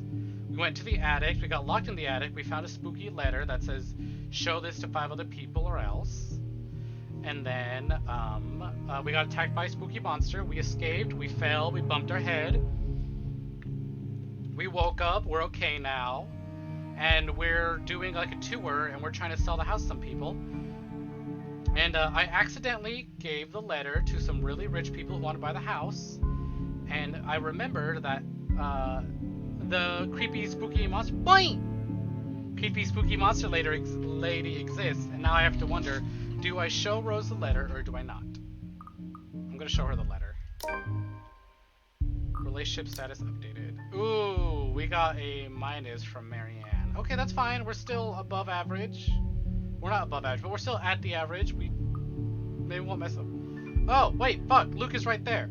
Hannah's all the way up here. Luke is down here. Okay. Huh. So Rose isn't a character, but everyone else so far is. I blurred out before I could think twice about what I'm going to Rose, say. we need to get out of here. This place is cursed. Rose casts a nervous glance at the people in the room. Most are still engaged in conversation with their peers, but those curious enough to turn their heads in our group's direction have been given her trademark saleswoman smile. And tight expressions on her face when she pulls me aside. Isabella, we've already had a conversation about this weeks ago. Those are just stories. And I'm telling you that it's not. I saw something in there. It's not human at all. I thought it was just nothing, but isn't this letter proof enough? She gently reaches out and plucks the paper off my hand. Without even taking a glance at it, she folds it back neatly. Look, I'm really getting worried about you. I know you want to see this open house through, but your condition is more important. Give me a few minutes to wrap things up here, and I'll drive you to the nearest hospital. No! You don't understand! There isn't a condition, Rose. No concussion at all. I'm fine. But this place isn't, and you're being stubborn about it. Before Rose could open her mouth for retort, a hand lands on both our shoulders, pulling the two of us a distance closer. Now, ladies, what seems to be the problem here? Nothing, sir. I just had to clarify a few things with my colleague. Well, it certainly seems intense. A smile fits the two of you better, in my opinion. Especially darling little Lily here. Wait, where'd you get the name Lily? He gives my shoulder a gentle squeeze with an inscrutable smile spreads across his face. Isabella, sir. Of course. But my point still stands. And with two beautiful ladies here. And I'm sure little Lily here would certainly appreciate it if you remove your pretty hands from her, darling. Oh, their PDA is absolutely a farce. It's a facade. So what stopped me from just leaving? I have a job to do. I literally have to try and sell this house. I mean, to be honest, I could leave right now. Rose thinks that I have a concussion and I should go to the hospital. I'm being stubborn and I'm saying, no, it's not a concussion. Don't take me to a hospital. You're all in danger. Which, you know, good on me. Mr. Bonvillain is straight up a weirdo misogynist now. Honestly, probably. The pressure on my shoulder lifts as soon as those words leaves his wife's lips. With the scowl on her face is like a splash of cold water on me. It is also impossible to miss the displeased frown on Miss McCall's face. The realization that we might lose the sale because of my outburst instantly draws on me. Rose will be beyond pissed. I think I need to step out for a while. I'll be back. Bowing my head, I mutter a quick apology and gather my stuff to make a quick exit. It doesn't matter if this place is haunted or not. I've caused enough trouble for Rose and can be quite unforgiving of behavior like this. I'm almost at the door when she catches up to me. Isabella, wait! The apprehension must have been quite obvious on my face because her expression instantly shifts to something gentler, eyes softer, a fond smile spreading on her lips. Hey, I'm not angry. I know. I'm sorry I ruined this for you. Come on, you didn't ruin anything. It's not like we haven't ran into any problems before. If we don't get a deal today, we can always try on a different day. And look. She hesitates, completely trailing off before shifting her gaze down to her hands, a small gesture to stall. Her fingers are fiddling with a piece of folded paper. It's that stupid letter again. My hands stiffen when she gives it back, but I take it, nevertheless, more as an automatic response than any desire to have it back. I'll throw it away if I can. But I have this nagging feeling that one way or another, it'll find its way back to me regardless of what I do about it. Rose, this is... You have to let them know about... I know you want us to get this sale so badly, and we've made a lot of plans on how to go about this. I mean, who wouldn't? This is the first time I've been assigned to a property like this. I've sold plenty of houses before, but nothing like what we have here. It's a beautiful house. I'd love to get one of my own if I ever win the lottery. But I think... Look, here's the thing, Isabella. If we are going to do this, work on something, I don't know, this big, I need you in top shape.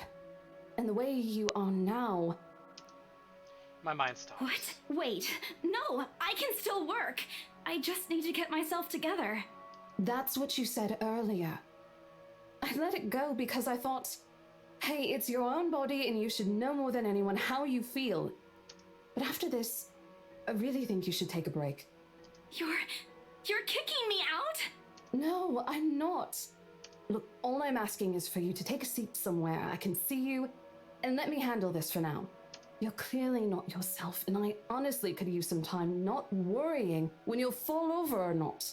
The day's not even over, and I'm already feeling the stress. Please, humor me just this once. She clasps her hand together in front of her, eyes pleading for understanding. And I do understand, to some extent. That doesn't mean I'll feel any less awful.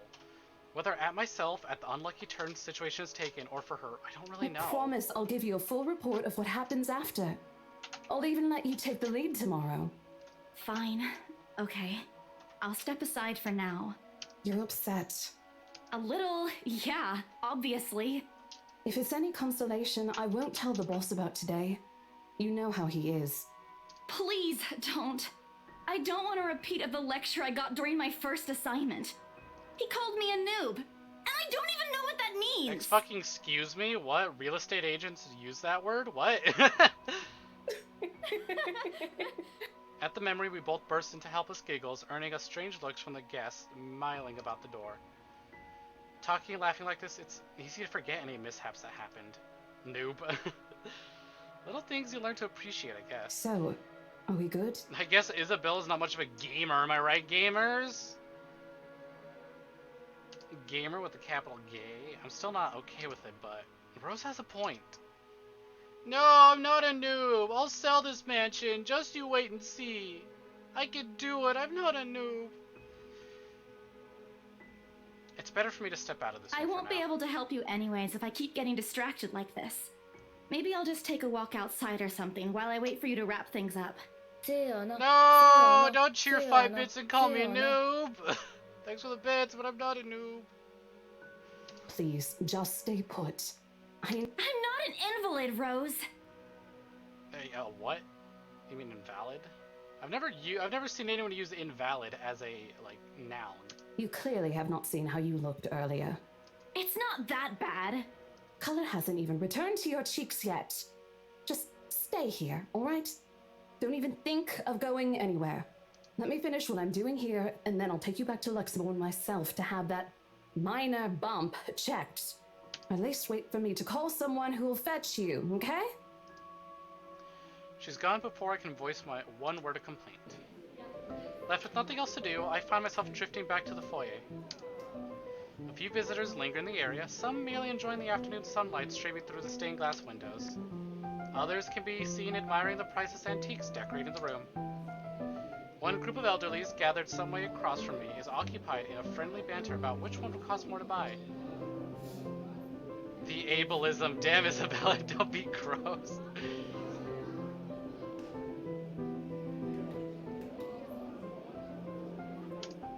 A little argument here, and occasional laughter and teasing there. I smile to myself. The conversation reminds me of what I've been missing these past few months. Rose is probably right. I do need a break. Maybe this afternoon's hangout will help? Speaking of, I should call Ash. It's a few hours early from what I've told him, but he did ask for a call once I'm done. Besides, I don't have a ride back. He offered, so I might as well take it. Bishi boy time! Or bribe him into giving me one. Not that he'll ever accept the latter. Personal convictions and all. Wow, Twitch will not let me do a normal frown. Jeez. Yeah, no, you gotta put a space in between it, or you gotta give it a little nose. Twitch is very adamant they use their emotes. Honestly, if there's something I find admirable in him, despite his tendency to annoy the hell out of me, it's that. Well, whatever way works, a free ride is still a free ride. There's Rose's offer too, but despite what she says, I know she'll be busy for the rest of this afternoon, especially without me assisting. Bothering her for a favor as small as this is the last thing I want to do right now. A couple of minutes and a few prayers asking for a decent signal later, the call finally connects, and... Shit! Sup, I'm Ash from Deluxe City. Faggots, watch out! Can't beat me. Looking for trouble? Better not lie. I'm a cool dude. Pretty fly for an Asian guy. Sup, I'm Ash from Deluxe City. What? How loud is this thing even? Beat me. Looking for trouble? A sharp ringing fills the entire hall, disrupting the pleasant quiet that is settled. Soon enough, heads begin to turn in search of the source, mine included. Faggots, watch out! Can't beat me. Looking for trouble?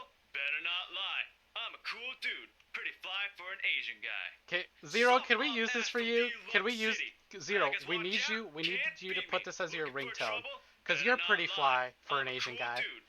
My eyes dart... This is so hard to read over him. My eyes dart around the small crowd before zooming in on a lone figure crouched behind the same group of old people checking out the decors a few moments ago. He is facing away from me, fumbling with something in his hands. Oh my god, hurry up. Get your... But I don't need to see his face to know whose back it is. Oh, I'd recognize that dumb parka anywhere. Without bothering to end the call, I marched towards him. After what happened today, I'm really not in the mood to deal with this. Of all the times to...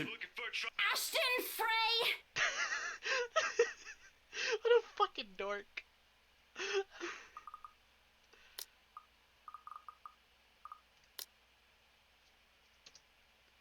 What happens next is something I'll surely regret later for having not recorded. That was terrible!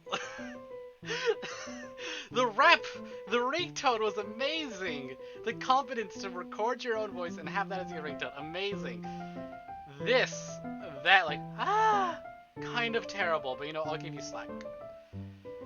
The ringtone was so great, I'll forgive you for that. He jumps, lets out an undignified yelp, followed by his phone slipping out from his wrist. He bounces from one hand into the other in a poor attempt to catch it, before ultimately falling flat on the floor with a resounding clack. That wasn't even undignified, it was just sad. I kind of feel sorry for the phone, and the floor. But it's not every day you can catch someone like Ash off guard and get a reaction. Damn his stupid detective senses. I'll take every ounce of victory I can get, no matter how small. Ha! An awkward pause passes between us. A blink. A cough. He makes a face. And then, in a too-quick motion, he ducks or retrieves his absurd gadget while a grin threatens to break out from my lips. He doesn't meet my eyes when he straightens, but a flush has crept up his neck and his cheeks. In another universe where we haven't known each other in 5 years and suffering through his teasing isn't a day-to-day occurrence, chances are I'd find this adorable. Endearing, even. Unfortunately, this isn't that kind of world. The way things are, I'm already content to see him out of his obnoxiously calm and collected disposition. Hello to you too, scaredy cat. I could stand to be greeted like a normal person, you know. What? And miss that look on your face? No way. Oh man, I should have taken a picture. I am so honored you find this funny. Is that how you treat your guests? I think I need to talk to your supervisor. Talk to yourself. You aren't even a guest here. What are you doing here in the first place?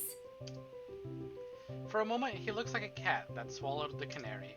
Suddenly, checking every nook and cranny in his phone for any damage or scratches seems to be a more interesting activity than explaining himself. Yeah, we're friends with Ash. We've known him. Ash?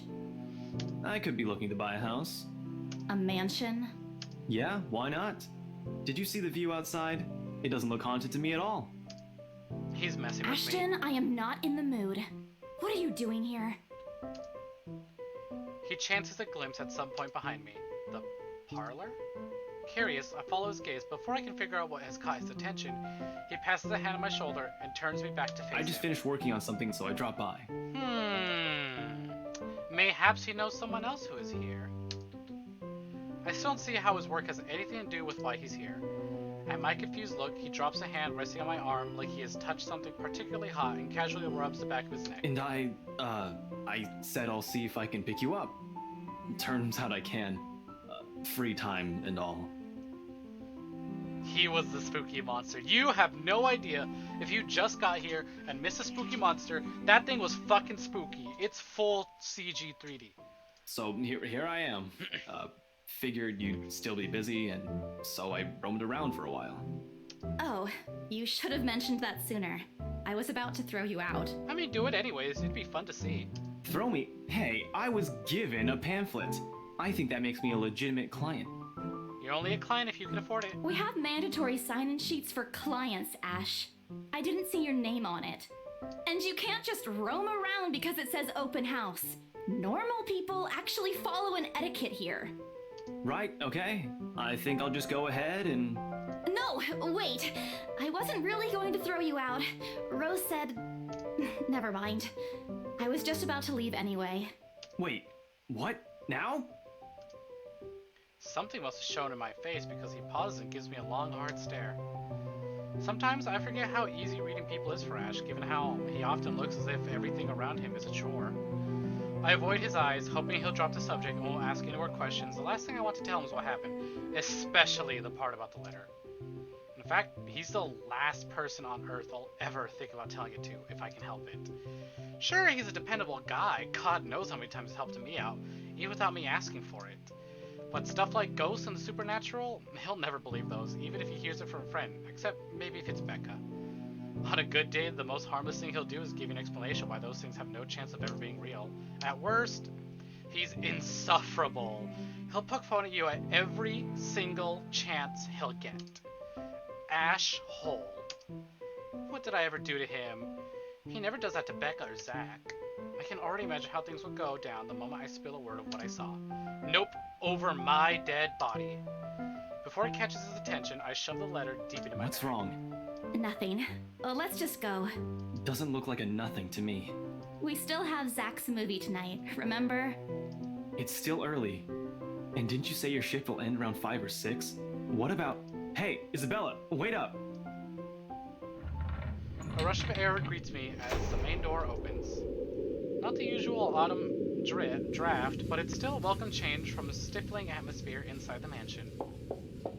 Ash's footsteps are quick behind me, the soles of his shoes thumping hard against the polished concrete in an awkward cadence as he rushes to catch up. He calls out once, twice. The mansion still looms in the background. Whispers calling me back, shadows beckoning. I don't need to read that. I don't look back. We spend the ride to Luxborn City in a relatively quiet manner, with only the radio's disjointed hum in the background to fill silence. Why are we listening to this on the radio? Why are we listening to stock-free YouTube music? Royalty-free stock YouTube music. Occasionally Ash will reach out to fiddle with it until signal settles or it's on a respectable volume, but otherwise he doesn't say anything. Neither do I. However, if the furtive glances he's been sending my ways are signs, I know there are things he's been itching to ask ever since we left the mansion.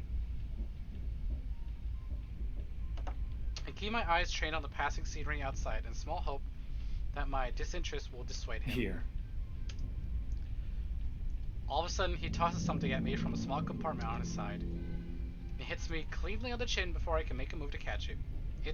The small package makes its soft landing on my lap instead. Sorry. The glare I send him wipes a smirk about to form cleanly off his face. He clears his throat, focusing his eyes on the road again. Oh, I just can't wait to get on the road again. I swear, he did that on purpose. Ignoring him, I flip the half-forgotten package on my lap. I won't say no to free food, but why are you giving away cereal bars? Oh, fuck yeah, Chucky bar! I always have one on my person, and you look like you're about to pass out back there. Have you eaten lunch yet? I don't even get a chance to deny it because right on cue, my stomach rumbles loudly and an empty, gnawing feeling in my belly becomes noticeable. No surprise there, I did skip breakfast and lunch so I could catch Becca while she was on break. I was hoping to get a small meal after. I guess with everything going on, I just forgot until Ash mentioned it. It's not like the hollow feeling's new to me though. If anything, it's just one of the things I've gotten used to ignoring over the years growing up. But thanks, then I tear open the package and start nibbling on the edge of the bar. Apart from an acknowledging nod, Ash doesn't even say anything after the small exchange. For that, I'm thankful. After getting an earful from both Becca and Rose, it's nice to be able to just sit down with someone who's not gonna nag at you. How'd the open house go? The usual. We got a bigger crowd than normal because of the property's fame, but really, no different from the typical open house. So what timeline is this set in? This feels like modern day. I would say this is very modern day. On second thought, it actually looks like a fancy party more than an open house. I've never felt so underdressed in my life. Does the timeline have the year actually? Nope. It is October 21st. October 21st, current year. Well, maybe not this current year, but you know, current year nonetheless. Weren't you there? I wasn't really listening. I should have asked someone to kick you out. No, you won't. And what makes you so sure? Try us. One, ever since you got assigned to this property, you've been freaking out about it. Rebecca's words, not mine. She's been complaining to me about how you talked your ears off, by the way. Two, despite your initial qualms about the place, you still took the job. Which brings us to three. It's been months since you last settled a deal, and you're short on money right now since you're back to your instant noodle diet. How do you even know about the last one? Rebecca. Of course. Anyhow, you're hellbent on selling Rebecca's the such mansion. a snitch. Even if someone you know personally is in the tour group, you aren't going to just kick them out. Every single person who went on your open house is still a prospective client to you. Even me. He's not entirely wrong. Oh man, I walked right into that one, didn't I? I'm having deja vu right now. I really hate you right now. I remember, like, I actually remember this scene, but I've never played this game before. Ooh, maybe I'm caught in a time loop. His answer is a small laugh, the kind that screams, I'm right, I told you so. I hate it when he does I'll that. have you know that there's already someone who's extremely interested in this property. So even if you expressed any sort of interest in it, I don't think they'd be willing to let you have it. Too bad. Provided I didn't botch it with the rights. Ma'am Hannah in particular didn't look too pleased with what I did. I owe Rose a big apology. I hope she likes free donuts. You don't seem too happy about it. I am happy. Doesn't this look like a happy face to you? Quite the opposite, actually. Really? And here I was thinking you found another one stuffed in the sofa. Oh yeah, Zero, in case you missed it, apparently we found a dead body stuffed in a sofa once. Or is it the wardrobe this time? He meant that as a joke, but how close it is to the truth made my blood run cold and my own heartbeat a heavy weight in my chest. All at once, the letter in my bag feels a whole lot heavier, burdened by my own guilt and apprehension. Yeah, well, things happened. Stuff the right couple might not be pleased about. No need to make a fuss about it. It's normal in the business. You made them angry? Not angry, just stuff happened. Like? Things. Did they do anything? Your clients, the rights, was it? I can't answer that. At least, not without revealing everything that took place in the attic. I mean, he might think we're crazy, but like, fuck it. Oh, I'm loading the game. I'm stupid. I want to write a Silent Hill inspired visual novel, damn now. Join the club! Working on one. Let's change the subject. I see no reason to lie. You keep asking me about my work, yet you haven't said a single word about yours. Hey, we get plus relationship with that. That's not fair. Both you and Zach have literally disappeared off the face of the earth. Don't expect it to be done anytime soon. I'm waiting on a lot of art resources, and I am on its 4th rewrite after scrapping about 80 pages. Yeah, keep an eye out for that. I do have a Twitter for it in my bio on my actual Twitter, but it's gonna be a while. You have a bad relationship with yourself? Yeah, that I do. Seems about right. Well, I can say poi, but if you want me to say poi with the voice, gotta use your tokens. Would it be fair if I just gave them away for free? An over-exaggeration, but changes the subject to something else, is still better than outright lying to him. Besides, it never works with him. I'm not sure if it's because I'm just bad at it, or because he's just really very good at his job. He doesn't answer immediately, only momentarily, shifting a glance over me and returning it back to the road when he has to make a sharp turn. Well, you did earlier, but it only counts for 1 point. Outside, the sun has already started its descent, casting a vibrant orange glow on the tall buildings. I wonder how long before we reach the venue for Zach's film. Checking the street signs outside, it appears Ash has taken a longer route. They keep saying Zach. Is Zach a character in this? Zachary. Look at that. Wow, I have a high relationship with Zachary. Higher than Ashton. Oh yeah, look at that actually. A lot of, okay, immediately the chat got flooded. I'll do it. Boing! Sorry about that.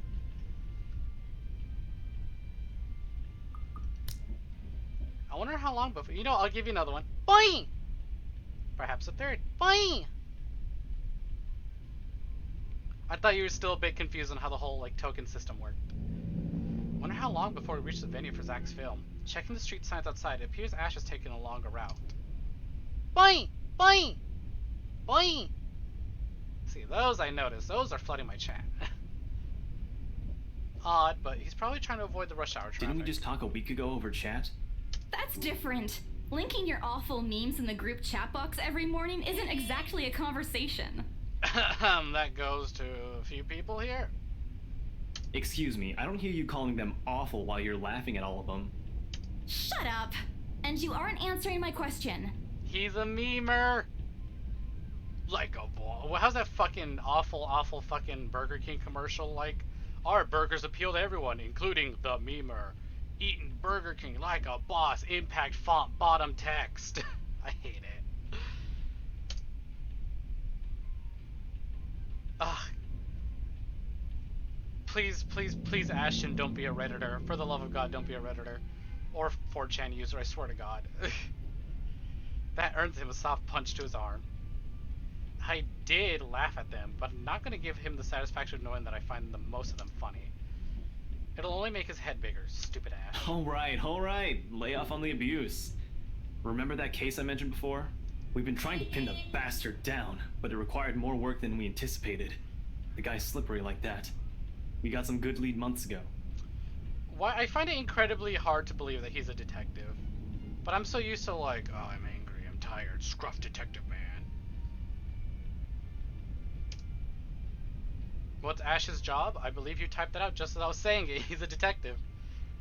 He recounts what he's been doing in the time that we haven't seen each other. His usual work, the occasional small investigation, and the big case he's been stuck on working on. Stuff he couldn't mention the brief time we catch each other online. Although most of it are the trimmed down version, only things he can tell. He has always been careful about that. Even in the way he spins his answers to my questions, just enough to satisfy my curiosity, but not enough to paint the whole picture. At one point, his voice takes on a strained tone when he mentions something about the big case. But I don't dwell on it much. That's normal, right? I mean, who would be frustrated if you could bring someone to justice because they keep... Quit your honking! I'm driving! I'm following the laws! Honking doesn't get anything done! Because they kept slipping out of your fingers. If I were his shoes, I'd definitely lose my mind. His stories never cease to be entertaining regardless. If things weren't the way they were back home, maybe I would have considered taking on the same job as him. Gotta bring the fist. Belladonna's bitch fist. Well, no, not really. Mama would never allow that. But the idea's still there. Along with countless others I've let go. Time passes quickly between us in this manner, and before I know it, we're already at the movie house. A small crowd has already formed in front of the theater and we arrive. The Lift Fest, short of Luxborn Independent Film and Theater Festival, attracts a bigger crowd annually, and this year's no different. I've only been to a few indie film screenings with Zach, so I'm not an expert on the matter. But I know for people hoping to make it big in the industry, getting your film recognized by a local event like this is already a big deal. Especially for a newcomer like Zach. He hasn't even won an award, but just getting a confirmation letter from the festival committee wants to include his movie in this year's lineup already put a grin on his face for weeks. Speaking of the guy, he's impossible to miss. At 6 feet, he appears to loom over most of the moviegoers, and with his large build and heavy voice, there's no surprise when people give him a wide berth as they pass by. It's often easy to mistake him for someone intimidating at first glance. I did, back when I didn't know any better. Ash did too, I heard, once early in their friendship. Oh, there's Zach! Hey, present of color in a visual novel, another one! Hey, you guys! Long time no see! Representativity, love to see. Oh, we got a Family Guy funny moments.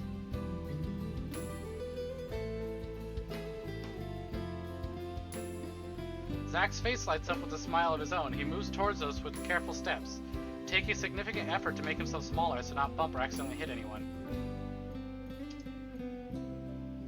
He doesn't look overweight. He looks kind of bulky, actually. Like, these would be a little more rounded if he was chubbier, and he's definitely got that chiseled jaw. It's probably the sweater making him looking a bit chunkier. And just like saying that, fair enough. Although you shouldn't, you know, pick on people or tease for their weight. Something I'm a little bit sensitive on. Oh my god, he's so tiny! As he near Ash Hey Zero, actually, I just remembered. You are Asian as well, Zero, and you have e-boy hair. When are you gonna cosplay what's his name here? You gonna cosplay Ashton Kutcher here, Zero? Grow your e-boy hair out, buy that parka. You know you wanna. You've been considering your e-boyiness. Sup, Z-Man, my main barf. man. What's Don't call it. crack-a-lackin', my Stop, homie? God, I'm going to let you die, swear to God. The awkwardness that descends within the immediate vicinity of our small group is palpable enough. Somewhere to our left, a girl giggles, and only then do I become aware of my mouth and mouth hanging open. I'm almost amazed how Ash can say that out loud with a straight face. My e-boy hair contains covering half of my face. Just style it a bit, you can get it like that. Almost. Considering his track record, I should be used to it by now. Zach Don't stop trying to act black, Ashton. And you're the only one who calls me Z-Man. Call him out for his bullshit. There's fondness underneath his exasperated tone. If this were any other person, he'd likely be offended, but years of friendship and familiarity have made those words harmless to the other's ears. Or at least enough for both to take it in stride. It's been a while, Zach. I hope you didn't get into trouble again. Not much to get into trouble lately without you, I'm afraid. I'll let you know if something comes up, though. Nah, I ended up with Chicken Down stuck on me last time I agreed. I'd really love at least this year to pass without some sort of accident happening again. That didn't sound very fond. Well, yeah, the voice and the text seem to be to convey. Hey, I take offense to that. It wasn't that bad. You really have no idea. A beat passes, and then Zach laughs. Hey, I'm kidding! He just sounded angry. You know you can always count on me. To be fair, Ash is kind of a dumb bitch, it would seem. You gotta get a little angry dealing with someone like that. It's a story only the two of them are privy to. Every now and then, Ash will enlist Zach's help on something. Beck and I never really found out what the real deal is with those adventures, if Ash calls it, and both aren't willing to tell due to some unspoken agreement. She insists that if it's Ash, it's likely not something illegal or life-threatening. I tend to believe her on that. Sometimes. Ah well, boys will be boys, I guess. I give Zach a small wave from behind Ash when his attention eventually turns to me. Huh? Rebecca's not with you. Is she still sick? A bit. But she's up and went to work this morning. You know she doesn't listen to anyone that's not Ash. I feel like the voice actors weren't given emotional direction, just had them talk. It feels that way a little bit. I think they were just kind of like given character archetypes, and they're like, this is your archetype, see how it goes. But we'll see how the performances improve as the story goes on. Yes, she does. Honestly, it's not that bad. Aside from a few like outliers here and there, the voice acting is pretty alright. No, she doesn't. You're literally the only person she'll listen to when she's feeling stubborn. Well, we just met Zach, we just met Zach. But Ash Ash has lost a few points with me already. I still don't buy the whole e-boy detective, but whatever. It's true, they've known each other far longer than any of us in the group, childhood friends and all. But don't worry, Zach. She's probably on her way here now. She promised she wouldn't miss your movie. Isabella! Oh, thank goodness. Excuse me? Speak of the devil. Oh, okay, different British woman. Without a warning, a hand grabs me by the shoulder and turns me around. Becca, you're just in time. I have to lean back a little with the way her face is almost invading my personal space, but she places her hand on either side of my head to keep me still. But how did you find out? She stares at me intently, concerned, feeling her eyes. Becca, you're squishing my face. How are you? Are you all right? Why wouldn't I be? Rose called me earlier. Of course. How does Rose have your number? Those 4 words tell me all I need to know. Since I don't have my family living close by and the only other relative I have here works on the far side of the country, I gave my company Becca's contact number in case of emergency. Ah, that's how she has it. I should have known Rose would call her. I push Becca's hand away from my face. Although she lets go, her eyebrows remain drawn together. Oh, no, everything's good. Rose covered for me at work today. That's not what I'm talking about. How's your head? Beside me, Ash snickers. I bite my tongue back. I bite back the urge to elbow him in place of trying to avoid Becca's hand as she tries to reach out for the said area. I do my best to dodge her, all at once moving to hide behind Zach. Sorry for using you as your human shield, Zach. Oh, it's nothing. I just slipped off a few steps on my way down. Yeah, I blacked out for a few seconds and had a minor bump, but it's just that. You blacked out? It's not something to brush off. Come on, at least let me check it. It's extremely minor. You wouldn't even know it's there. Isabella, this isn't a laughing matter. Oh, good, a concussion. She did look pale when I saw her.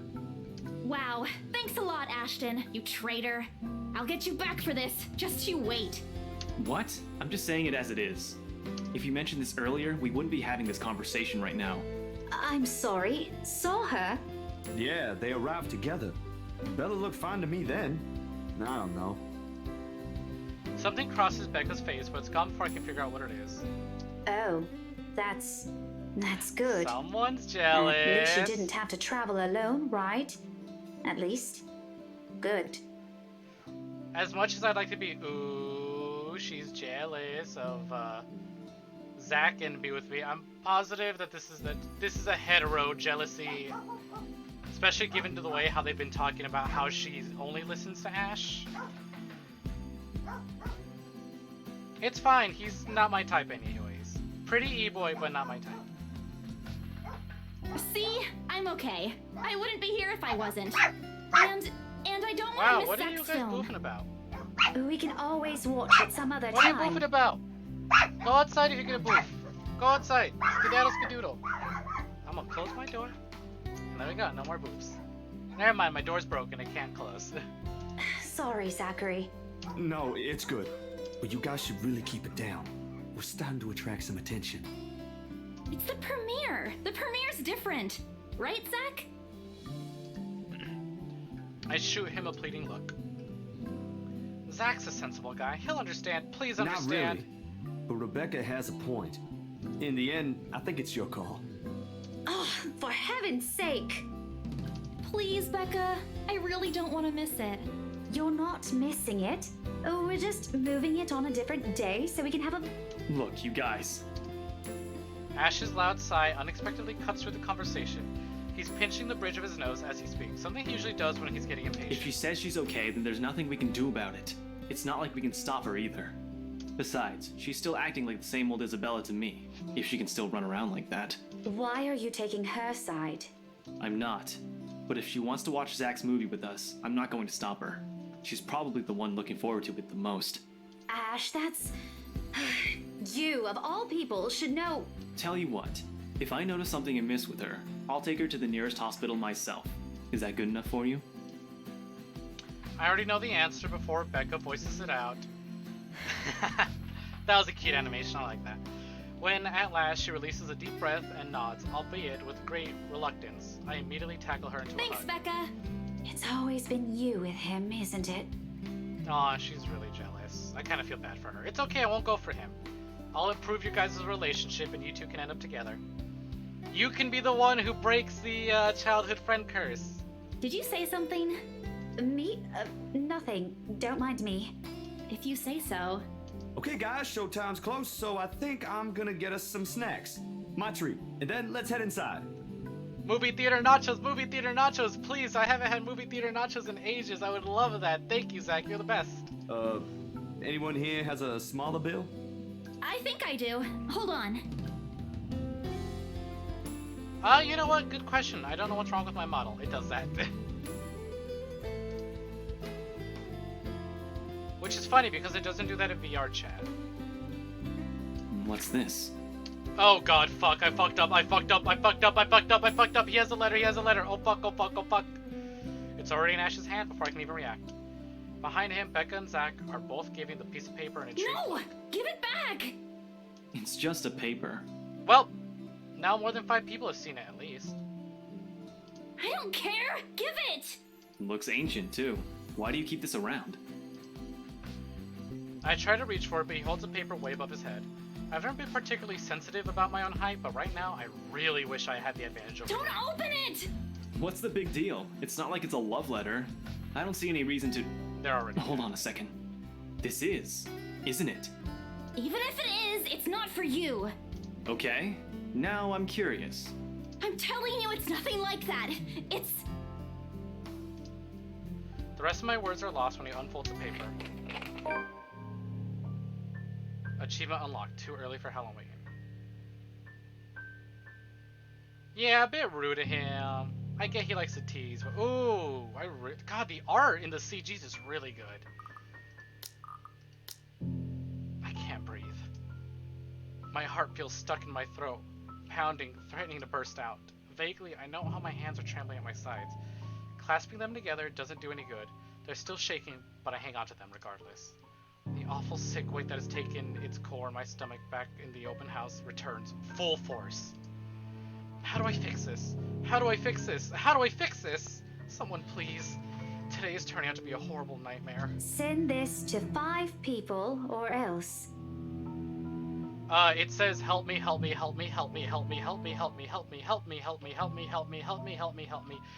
Over and over again in either red pen or blood. And then at the end it says send this to 5 people or else. Well, that's interesting. Guys, I think we should listen to Bella first. Aren't you a few days early for Halloween? Ash waves the paper in front of me, giving me a fleeting glimpse of its contents. I don't need to see. I don't want to see. The letters, the words, every stroke written in blood is already embedded in my mind. Maybe I should have thrown it away when I had the chance. That way... It's not a prank. It makes all of them stop. Even I'm surprised at how steady my voice is. What did you say? This isn't a prank! I saw something! Hold on.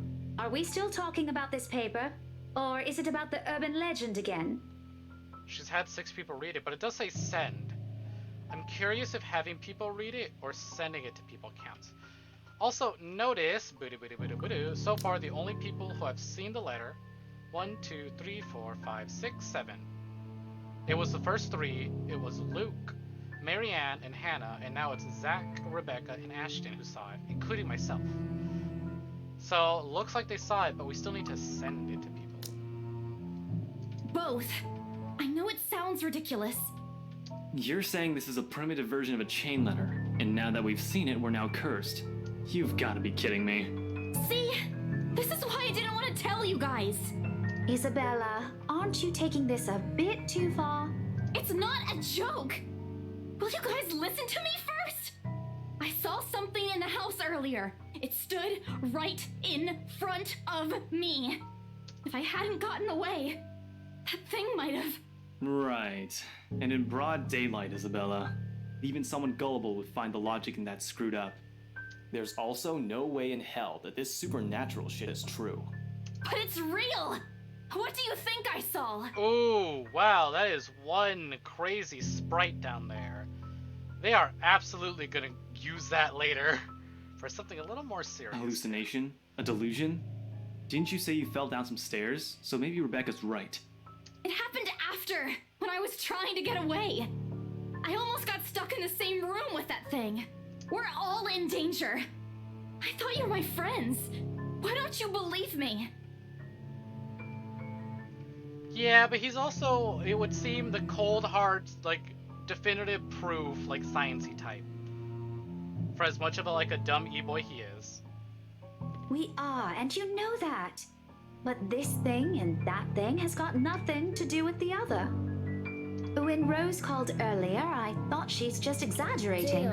But based on what I'm seeing right now, maybe it's better if we really postpone this for now. Hey, thanks for the 10 bits, honey. Ooh woo. Right, what? Okay, but to be fair, she showed it to 6. But 7 people have seen it, and it still says send. Don't bother. Oh, you don't have to cheer. Cheering costs real money. Yeah, it's one that you pay for. Without another word, I snatch a letter out of Ash's hand and stuff it back in my bag with more force than necessary. Of course, you can watch ads, and you can earn them for free. The ads work sometimes. If you're Zero, the ads work 200% of the time. If you're anyone else, they don't work at all. I'm tired. I got cursed, saw a ghost, probably lost a sale, got kicked out of the open house I'm supposed to be hosting. My own friends won't believe me, and all of them think I'm crazy. To top it all off, there's a dull ache at the back of my head, begging for a little attention I can't afford to give right now. Honestly, there's only so much a person can take within a single day. I just want to go home, curl up in my bed, and never think about today. But before I can take a single step away Guys! from the group... That's true, Zach hasn't said anything. Zach rarely ever raises his voice, even when there's a point he wants to drive home. And hearing him take on that tone completely throws me off. Even Ash and Becca. Whatever harsh words yet to come out of the argument immediately die on our tongue. Why don't we all calm down first? I'm sure Isabella has her reasons too. No need to be hard on her. And hey, ain't this supposed to be a happy get-together? We haven't seen each other for months. I'd really love to know what y'all have been up to. I only ever get to talk to Bella over chat. Please. He has a point. Ash, for all his attempts to look cool and distant, has also been looking forward to this. He even took the time to call this morning for a reminder. He never does that. Becca too. I'm pretty sure that's another reason why she got out of bed today. Yet, despite Zach's attempts to lighten things up, or Ash and Becca's... I can't read that word. Acquiescing gestures, the tightness in my chest remains. I should have just kept it to myself, or at least went with the idea that it's a prank. If I did, things might not have turned out the way they had. No sour mood, no bad vibes. Careless, so careless. Maybe leaving this is a better decision for all of us. No, we want to see this movie. Any other day, I'd excuse myself and go straight home. But this is something special to Zach, something he worked so hard to bring to life. Hey, I got relationship points with the boys, but now Becca doesn't like me very much. Ooh, this is gonna be tough making everyone happy. I might be having a bad day, but being with the few people I care about far outweighs the idea of spending the rest of the day throwing a tantrum alone in my room. And what if the thing in the attic follows me home? I don't want to be left with my thoughts either. I can still see I could still see it whenever I close my eyes. And maybe if I stay, let our heads cool down first before telling them what happened, they'll listen to me. There's nothing you can't solve with a calm head. One step at a time, Isabella. That's what Mama used to tell me. Besides, I don't have the heart to ditch Zach. My smile is back on my face when I look back at them. If we keep arguing here, we're going to miss the first few minutes. All right, that's the Isabella I know. Oh, good. I thought for sure you were going to cry. Rude. Yeah, damn right. This time, I really do send an elbow straight to his stomach. Stupid Ash. Being vertically challenged has its perks too. What was that for? For being a dick, you asshole. Stop calling me a crybaby. I'm not one. Aw, don't cry. Stop it. Okay, scaredy cat then. That too. If you repeat that, I swear I'll... Yo, twist his dick! Dick! Let's just go. Without another word, Becca goes inside. It's Dick Twist Tuesday! Without another word, Becca goes, even though it's a Wednesday. Without another word, Becca goes inside. She doesn't even stop to wait for us when I call after her. Ash and I exchange looks at the same time, wait. Okay, let me reread that. Brain farting. Ash and I exchange looks at that. The same question likely swimming in our minds. Did something happen at school after I left? Is she having a bad day too? I'll try asking her about it later, I guess. So, you guys go catch up with her. I'll go get us the food. Nachos, please. But you'll miss it. Didn't you say watching a movie without food ain't fun? It ain't like I haven't seen it. I made it, remember? I'll be in there soon. I like Zach a lot. He's big, friendly, and like also, he's a creative type, and I love it. I resonate a lot with Zach. Nah, Dick Twist Tuesday only. Purple Nurples are for weenies. This is an MMA match. I don't care. Twist his dick. Twist it right off. You probably don't get the reference. That's fine. It's a bit me and my friends have.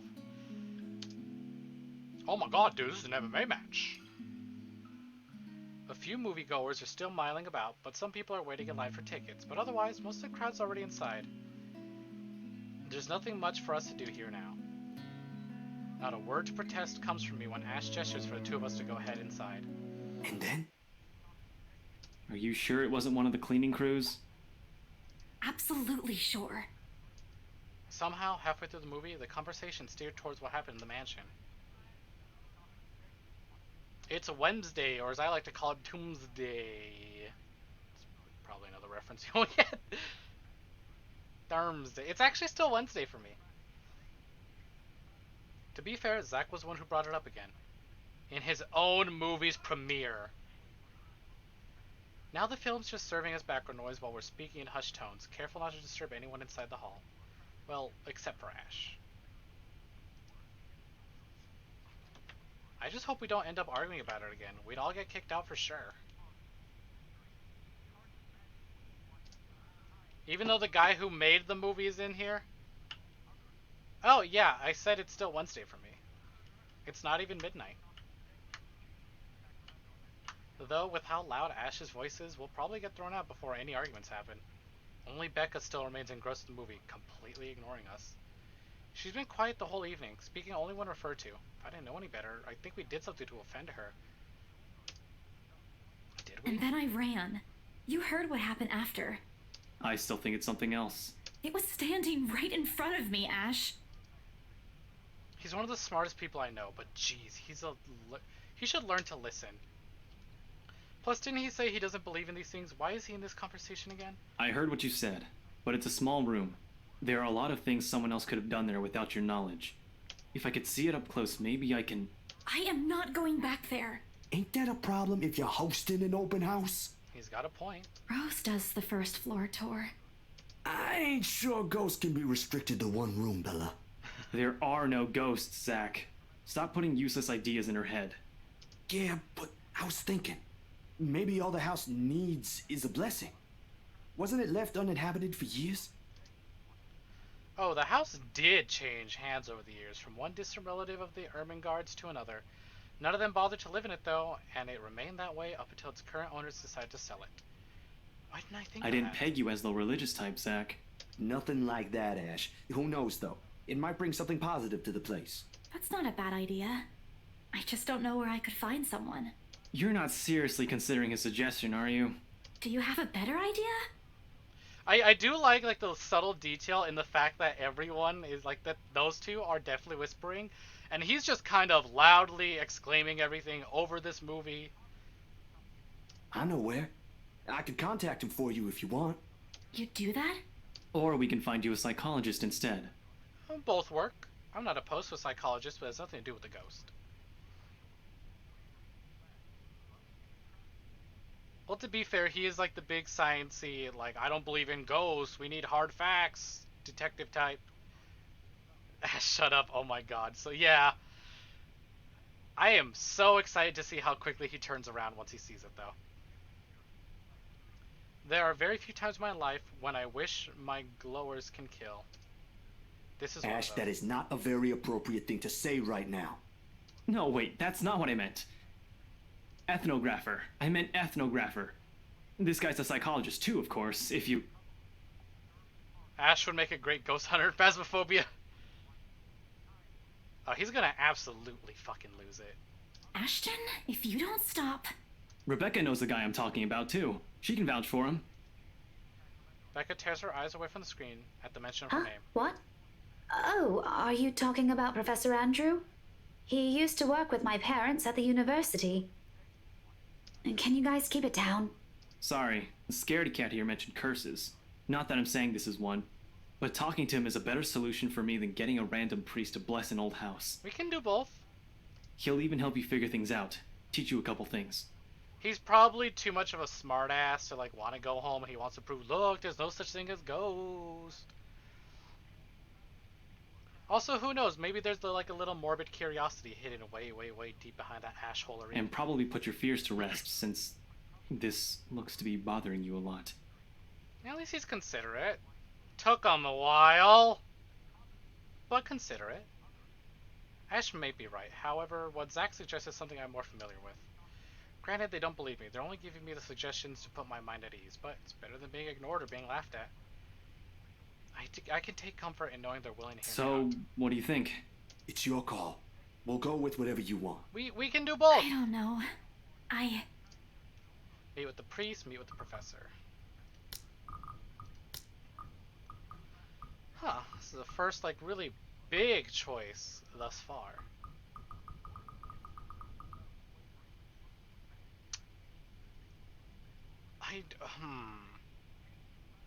I feel like I'll meet with the professor, and I feel like this might earn me points with Rebecca as well. I feel like they'll take the professor's words a lot more than the priest. I'll think about it, but if ever, I'd like to give talking to Andrew a try. And we got points with Ashton, but I wanted points with Rebecca. But that's okay because we didn't lose points with Zachary. Is that okay? Won't he have other things to do? He is a bit busy, but he'll make time for me. He's my go-to person when I'm stuck in something. He won't mind if I bring a friend with me this time. If you're sure. I guess that settles it then. Guys, I said keep it down. You keep insisting that we still watch it. You're not even paying attention yourselves. It ain't a big deal, Rebecca. I'm the one who broached the subject in the first place. Ah, his little flustered sprite's cute. It's still your film, Zachary. A good film, mind you. You worked hard on this. The least we could do is watch it with you. And that's what you're all doing. I really appreciate all of you making time for this. Sorry, Becca. We'll stop now. I throw her an apologetic look, even if Ash is the only person who should be reprimanding. She should be reprimanding, but her attention is already back on the screen. She's ignoring us again. When Becca's acting this way, there's a big chance something's nagging at her. We really need to talk. We all fall into a comfortable silence after, the only kind you can share with people you're most at ease with. For the first time today, the letter lays forgotten in my bag, if only for a few hours. Night has fallen by the time we exit the movie house, and my journal is updated. First time in a while, too. Luxborn Independent Film and Theater Festival celebrated its 9th year discovering the new creative talents in the film industry, included in the Fuse showcase this year was Zachary Steele's Blue Jeans, Dark Times of the Black British. Isabella Santos, Ashton Gray, and Rebecca Gales were also... Oh, Frey, that's an F. Why do I keep reading that as Gray? Someone punched Ash in the kisser. Rebecca Gales were also seen amongst the crowd for its premiere. I wonder why it's written as if like this is a historical thing. Despite the late hour, the streets are bustling full of people, those about to head home, those set to meet someone, even those simply wandering about. Walking in this sea of unfamiliar souls, it strikes me how easy it is for one to get lost in a city of nondescript as Luxborn. I feel like something, but yeah, I feel it too. I don't think we're meeting the professor tonight. I was afraid too. At one point, back when I was new and had just set foot in this place, now familiar faces walking with me, it feels a little like home. Zach and Ash bid us goodbye shortly before Becca and I crossed the other side of the street.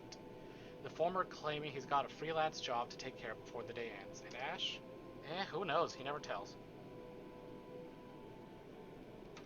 Sometimes he'll just randomly appear at your doorstep looking for a place to crash. He does that to Zach a lot, much to the latter's frustration. But he's a busy guy too, in spite of the laid-back air he gives off. Thanks for today, everyone! No problem, Zach. I'm sorry for what happened earlier. And there it is again. Huh? I guess the bad stuff's happening before we even get home. A sensation. Cold, sickening, drowning, my chest tightening, breathing becoming labored. I could taste blood in my mouth, the edges of my vision blurs. In the distance, amidst the countless names, people going about their lives, a voice reaches out to me. Help me. Pleading, even as I clench my eyes tight and clasp my hands over my tears. Whispering and whispering and whispering and whispering, calling out. Help me, please. No, not me. Help me. Somebody. Isabella? Earth to Isabella? At her voice, the whole world suddenly snaps into place. The murmur's gone. When I open my eyes, Becca raises an eyebrow at me and questions. Weren't you listening? Are you coming with me? Oh, yeah. Just, okay. Sorry, I spaced out. You always do that. I follow her without complaint, but not before sneaking a glance at the far end of the street. Where the voice came from, where another set of eyes might be staring at me. Nothing. There are only Zach and Ash watching us over as we head back to where Becca parked her car. I'm expecting to see something or someone there. I try not to let it show. Try not to think of the tiny pinpricks of fear crawling at the pit in my stomach. See you guys some other time. Yeah, see ya. Another glance, and with the final wave, we go off on our own ways. I don't care what I saw. I don't know what I heard. I don't want to know. If this is what would help me sleep tonight, what would give me back the normalcy in my life, then so be it. Bum bum. Day 2. The darkness closes around me, grasping, pulling, engulfing me. The ground caves in, and without warning, I'm falling. My eyes sway open. I love her room! I love this! Batcat, hello! I want one. That's a lot of fucking noodles. For an instant, it doesn't immediately register where I am. Both my back and shoulders ache after I've fallen asleep and hunched before the night.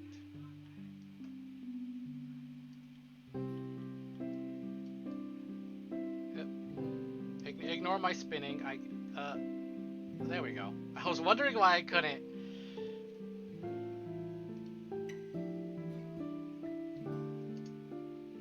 Drenched in sweat, the nest of my pillows I often keep around me feels more suffocating than comforting. I lift my eyes to adjust the bright morning light streaming through my window and allow my breathing to slow down before untangling myself from the pile. I haven't had like cup of noodles in forever, and I have tons. I haven't had a single dream since coming to Luxborn, or at least none I can recall having. I might have some after the stream actually, it sounds really tasty. Ooh, maybe during. Maybe I might take a break and make some noodles. It's a shame because they used to be so vivid. Not the crazy vivid, but the more pleasant kind I'll tell my siblings about. Maybe it's just the stress of living alone. The knowledge that I'll always wake up in an empty apartment with no one to tell stories to. What time is it? Habit forces me to look over at the clock, even with the soreness weighing heavily on my shoulders, and the compulsion to never leave my bed for the day. In a heartbeat, Oh man, of all the times to oversleep. Towel? Towel? Where's my towel? I don't think she's eating 9 a day. She's probably only eating like 1 or 2 with her budget. Admittedly, it's a weekend. As an unspoken rule, that entitles me to extra hours of sleep. But if Rose didn't kill me yesterday, she sure as hell will now. And right after what happened, oh lord, 1 box of donuts as a peace offering won't be enough the second time around. Grab my towel, I'm already a few short steps away from the bathroom when a muffled ringing breaks out from the bag. There's a moment of indecision at first, my mind conflicted whether I should just ignore it or answer it. But what if it's Rose? Or worse, our boss? Ah, sheesh. In the end, the rational part of my brain wins out. The letter from yesterday peeks out when I pull the device out. Just the sight of it is enough to put me in a foul mood, and it takes every force of will for me to ignore it in favor of answering the call. The caller ID reads Mama. Huh? It's around 4:45 in the Philippines right now. An unusual time for them to call. Usually it's around noontime when I'm the one calling, not the other way around. Better for them to use that money on something else than an international call. Regardless, in the most cheerful tone I can gather. Hello? Hello? Grace? How are you? Mama! It's our mom! I'm doing okay. How are you guys over there? We're good, we're good. EJ won a storytelling contest at school the other week. Brought home a medal. I thought you should know. There's a tired lilt in her voice as she speaks. It's been there since Papa had to leave his job. I wish there's something I could do for her. But from miles away like this, the least I'm able to do is not make her worry. If only my older brother would actually lend her hand, but Lord knows if that'll ever happen. Grace? What do you mean, Grace? Did she say something about Grace?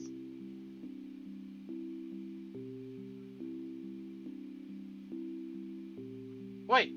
Hello? Yeah. Hello? Grace? How are you? Oh no, that's probably like her middle name or like full name, because if we look in the journal. Maria Isabella Grace Cruz Santos. There we go. I was confused for a minute too.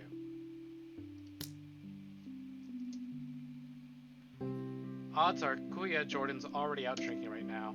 Again. I can't count my older sister either, knowing she has a family of her own. And well, Ate Ann's financial situation isn't exactly great right now, having ran herself knee-deep in Great! That's great! Tell him congratulations from me. And let him know I'm gonna send him a little something extra this Christmas. I hope I'm pronouncing that correctly. I'm not quite familiar with, like, Filipino. How about Nico? Karen? Michael? I hope they're okay? They're doing well. They wanted to talk to you, but they're all busy with school. Oh no, that's fine. I don't want to bother them. Just tell them to keep doing their best for me. I'll just call back when I know they're not busy. And Papa? How's Papa doing? Oh yeah, it's a cool feature, right? The phone timer just goes. It's a subject I'm a bit hesitant to broach from the way Mama's voice hitches. She doesn't want to bring it up either. Papa. Grace, he's having a little difficulty right now. I'm Weak also appetite, curious what he's having happens. trouble swallowing and lost a few pounds. But the doctor said we should keep encouraging him. It just means his body's accepting his new treatment well. The money you sent last time helped a lot to pay for it, by the way. Oh, I see. That's good. I won't deny that life has gotten tougher for our family. It used to be easy back when Papa was in good shape. But ever since he was diagnosed with a sickness 5 years ago, he had been unable to provide for us. Now the burden of feeding 8 mouths and settling Papa's bills all rest on my shoulders. Although Mama makes a little, accepting sewing and laundry jobs in her neighborhood, it's scarcely enough to cover the costs of day-to-day living, let alone the bloating hospital bills. We can't even expect help from our own government because the health insurance there barely covers anything. I'm sure he'll get better soon. Is he well enough to talk? Do you think I'll be able to speak to him, Ma? Silence. I start to think the call got cut until... Listen, Grace. Maybe it's better if we transfer Papa to a different hospital. Somewhere cheaper? What? Why? Did something happen? Is it the deposit issue again? Give me the hospital's number. I'll talk to them. No, it's nothing bad. The service here is good. Too good. Even the doctors. But I'm worried you're working yourself to the ground because of it. Mama, we've been through this before. I want the best for Papa. And don't worry about the bills or the medicine, or me for that matter. I can handle myself. Everything's going well here. In fact, we're about to close a large sale. Hopefully. If not, then I'll find another way. She doesn't even know that. Sorry, Mama. You taught me not to lie, yet look what I'm doing. I'll have money to send over soon to cover the rest of Papa's treatment. And there's more than enough for Karen, Nico, Michael, and EJ's school tuition, too. Thank you so much, dear. I appreciate it. We all do. But I just wish you'd come home to us soon. Ah. Kalien kwa uwi? when are you coming home? EJ, the youngest, used to be the only person asking me that. How do you respond to a question you don't have a definite answer to? 5 years later, and I still can't give them a straight one. I smile though. Mama can't see it. I fight to keep my lips from quivering, my voice from shaking. She's gotten enough on her plate as it is. No need to weigh her down with unnecessary concerns. Promise me you'll be there to welcome me when I do, okay? Of course. I'm sorry, Grace. I need to take this for a while. There's a small commotion on the other end, the sound of gates opening, the voice of a child, EJ talking excitedly about his day at school, the tapping of feet on the floorboards as he runs. It's been a year since I went home, but I can still picture the whole scene in my mind. How tall is he now? Are the neighborhood kids bullying him now that I'm not around? Did Mama rearrange the furniture in the living room again? What are they having for dinner today? I miss them. I miss them so much. It's okay, Ma. I need to go too. I've got work today. I'll call again soon, alright? On a Saturday? Oh, never mind. Take care of yourself, dear. I love you. Bye! I love you. Bye. It ends with a soft click, leaving half-truths and empty promises hanging in the air. Oh, new journal entry. October 22nd. Oh, that's cute. I didn't expect them to draw the whole family. Isabel received an unexpected call from her family back in the Philippines. In an emotional moment, her mother informed her of her father's deteriorating condition despite treatments. Nonetheless, the young woman assured her and continued to work hard to be able to support all of them.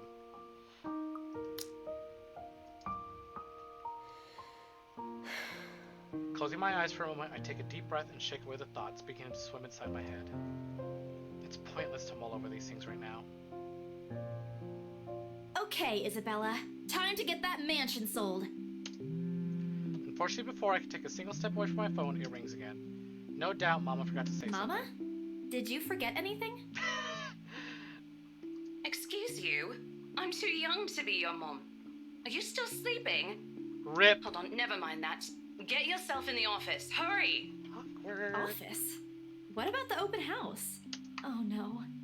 Is it Sir John? Did he hear about yesterday? Am I in trouble? Oh god, oh god, oh god! I'm gonna get yelled at, aren't I? What do? I'll buy you an extra box of donuts if... No, it's nothing like that. Will you calm down? Get yourself here, alright? I'll tell you everything then. Donut? Right. Donuts sound so good. There's a telltale din of several feet shuffling against the floor, wooden flooring, and an indistinct yelling in the background before Rose cuts the connection. That isn't in any way comforting. But it's enough reason for me to hastily discard my phone and finish my shower in record time. I make it to our office within 20 minutes of leaving my apartment, completely disheveled and out of breath. A feat if I take into account my usual travel time. Routine clamor common to Briar Realty Corporation's Luxborn office greets me as soon as my foot crosses the threshold. Papers rustling, telephones ringing at sporadic intervals, agents talking at varying volumes, staff moving about. Where the hell is C? Where are my employees? Fucking yikes. What the actual fuck, guys? Of all the times to disappear without notice. My boss's words turn muffled as someone else closes the door to his office, likely the work of our HR manager. Throughout the past week, he's been in a bad mood over a few employees who have failed to report to work. I hear they're still trying to get a hold of them, but no avail. The result is half their workload have been shifted to all available staff, so as to not lose clients. Thank you for the hydrate!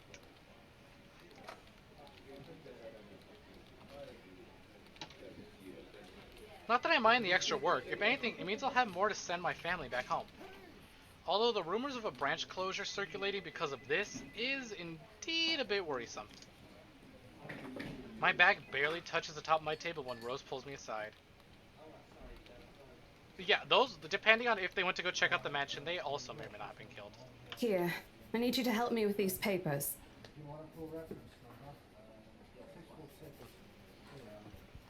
If you could also get these signed and photocopied before lunch today, that would be great. One after another, she thrusts a bunch of paperwork in my hand without explanation. A page flutters away from the top of a pile, and I lean down to pick it up. My eyes scan the top of the page as I straighten. A purchase and sale agreement? Rose simply gestures her thumb in the direction of our visitor lounge when I tilt my head in question. There, seated on the sofa, looking completely out of place in a humbly decorated room, is the same couple from the day before, the Wrights. Something bubbles up in my throat. Their presence in the office can only mean one thing. They're buying it? We got a deal? Well, that was fast. She swats in my hand, tugging her sleeve, although her eyes are alight with something akin to joy. She wants this sale to happen as much as I do, and now that it's here, the deal needs to be closed yet. Documents need to still be signed, but the elation is there. Along with the foreboding feeling it can't quite be. I had to do a little damage control, but they're already interested in acquiring the property, even before they attended the open house. I mean, isn't it obvious? They already hired an interior designer. I've never seen a buyer as aggressive as Madam Wright. She didn't even try to negotiate a lower rate. One at a time, Rose. I can't process everything you're saying at once. What do you mean? They're paying 15% higher than the listing Hog? price. As long as we get the paperwork done as That's soon a as lot possible. of fucking money, apparently. I think if we allow it, they'll be paying up front, too. Even with that urban legend? Rose nods. Oh, I was so sure we lost the sale after yesterday.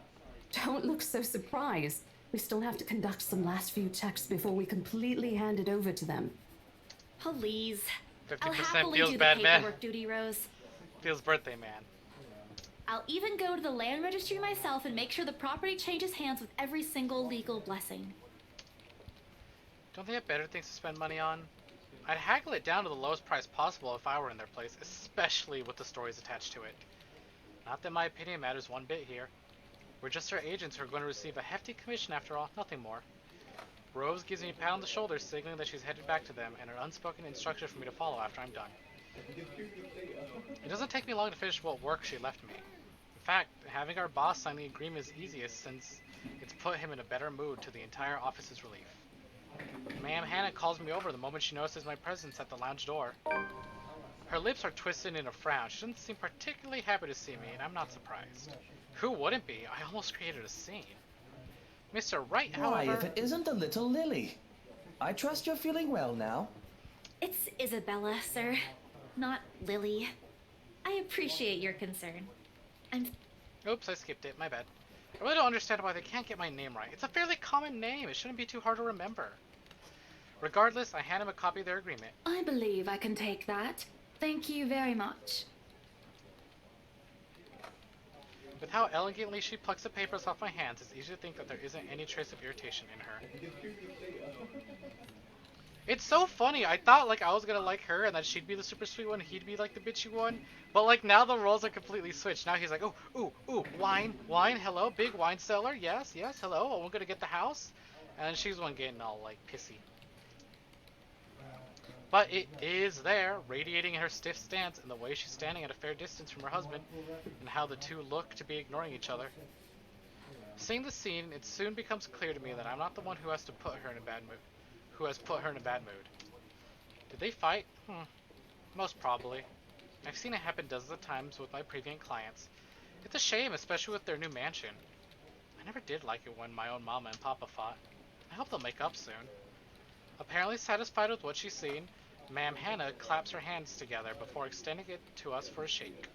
Rose and I release the breath that we've been holding, both of us more than happy to return the gesture. That settles it then? Are you really sure about this property, ma'am? We could easily find you a bigger one among our current listings. Something with a modern touch? Something not haunted, perhaps? Rose shoots me a warning glance, clearly says, don't make a scene, we're almost Of course, why wouldn't I be? The house is absolutely perfect, isn't it, darling? A helipad would still be a nice addition. Yes, well, we'll get there eventually, love. Holy shit, a helipad. As I was saying, if your partner had the documents yesterday, we would have bought it right there immediately. Shame she didn't have it. Well, there's still a few necessary documents we need you to sign after, but we'll let you know once we have those finalized. We'll be handling the process for the rest, so don't worry about it, ma'am. Within a week, I hope. We still have a housewarming party to plan after all.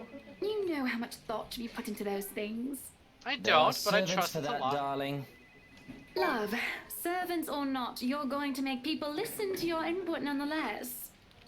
So this has nothing to do with me, but I'm almost convinced that if I were to switch over to him, it would say Hannah relationship down. Oh my god, I swear to god, if I play as them and they're both the relationship is at 0, that'd be so funny. Kind of sad, but you know. No more than a week, ma'am. Barring unexpected delay, of course. Low relationship I get, but like 0, that would be like something. You can leave it to us. Excellent. Well then, I'll leave you two to it. It's been a pleasure doing business with you. Oh, and before we forget... She discreetly folds something into both her hands and winks, a finger raised to her lips, demanding our silence. What happened the day before was quite unfortunate, but you did get us what we wanted in the end. Oh, fuck. Hell yeah. That, at the very least, is commendable. But this is... Ma'am, I can't accept this. Shush, shush, shush, shush, shush, you're making a scene. Don't you worry, darling. It's a small thing coming from us. Consider this your bonus for a job well done. She smiles sweetly, like this is simply the most normal thing to do in the Oh, world. before I forget, my lovely interior designer would appreciate it if you hand her a copy of the floor plan as soon as possible. She's dying to work on the house. You can do that, yes? Here's her contact. Certainly, ma'am. We'll have it processed as soon as possible. Bonus as in help me letter? Bonus as in fat stacks of cash. I knew I could count on you, lovelies. I hope to see you two soon so we can get this closed. Just like that, the transaction's over and done with. My mind's still reeling, even after they've left. Other agents would kill to have clients like them. A part of me feels lucky about the fact. No lengthy negotiations, no sudden change of minds, just talk, signatures, a few handshakes here and there, and we're done. The other part? A second ago, we sold a haunted property to 2 innocent clients.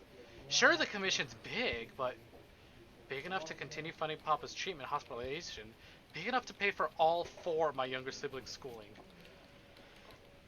Heck, it'll keep me away from instant noodle diet for months. I don't have to go back to the mansion as well once the deal's been closed, much to my sanity's relief. But knowing that something's in there, and we gave it a good couple, we gave it to the good couple despite that?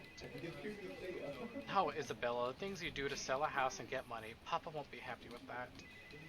At least I have good news to tell next time I call home. The little lie I told Mama this morning isn't a lie anymore. Well, there's something. So how does it feel? How does what feel? Your first big multi-million-pound sale, silly. I know you've been with us for years, but this has got to be memorable for you. In more ways than you would think, Rose. Memorable is an understatement, Rose. Come on, show some enthusiasm. They gave us a bonus, too, aside from the commission and the other bonus boss promised. What are you going to do with it?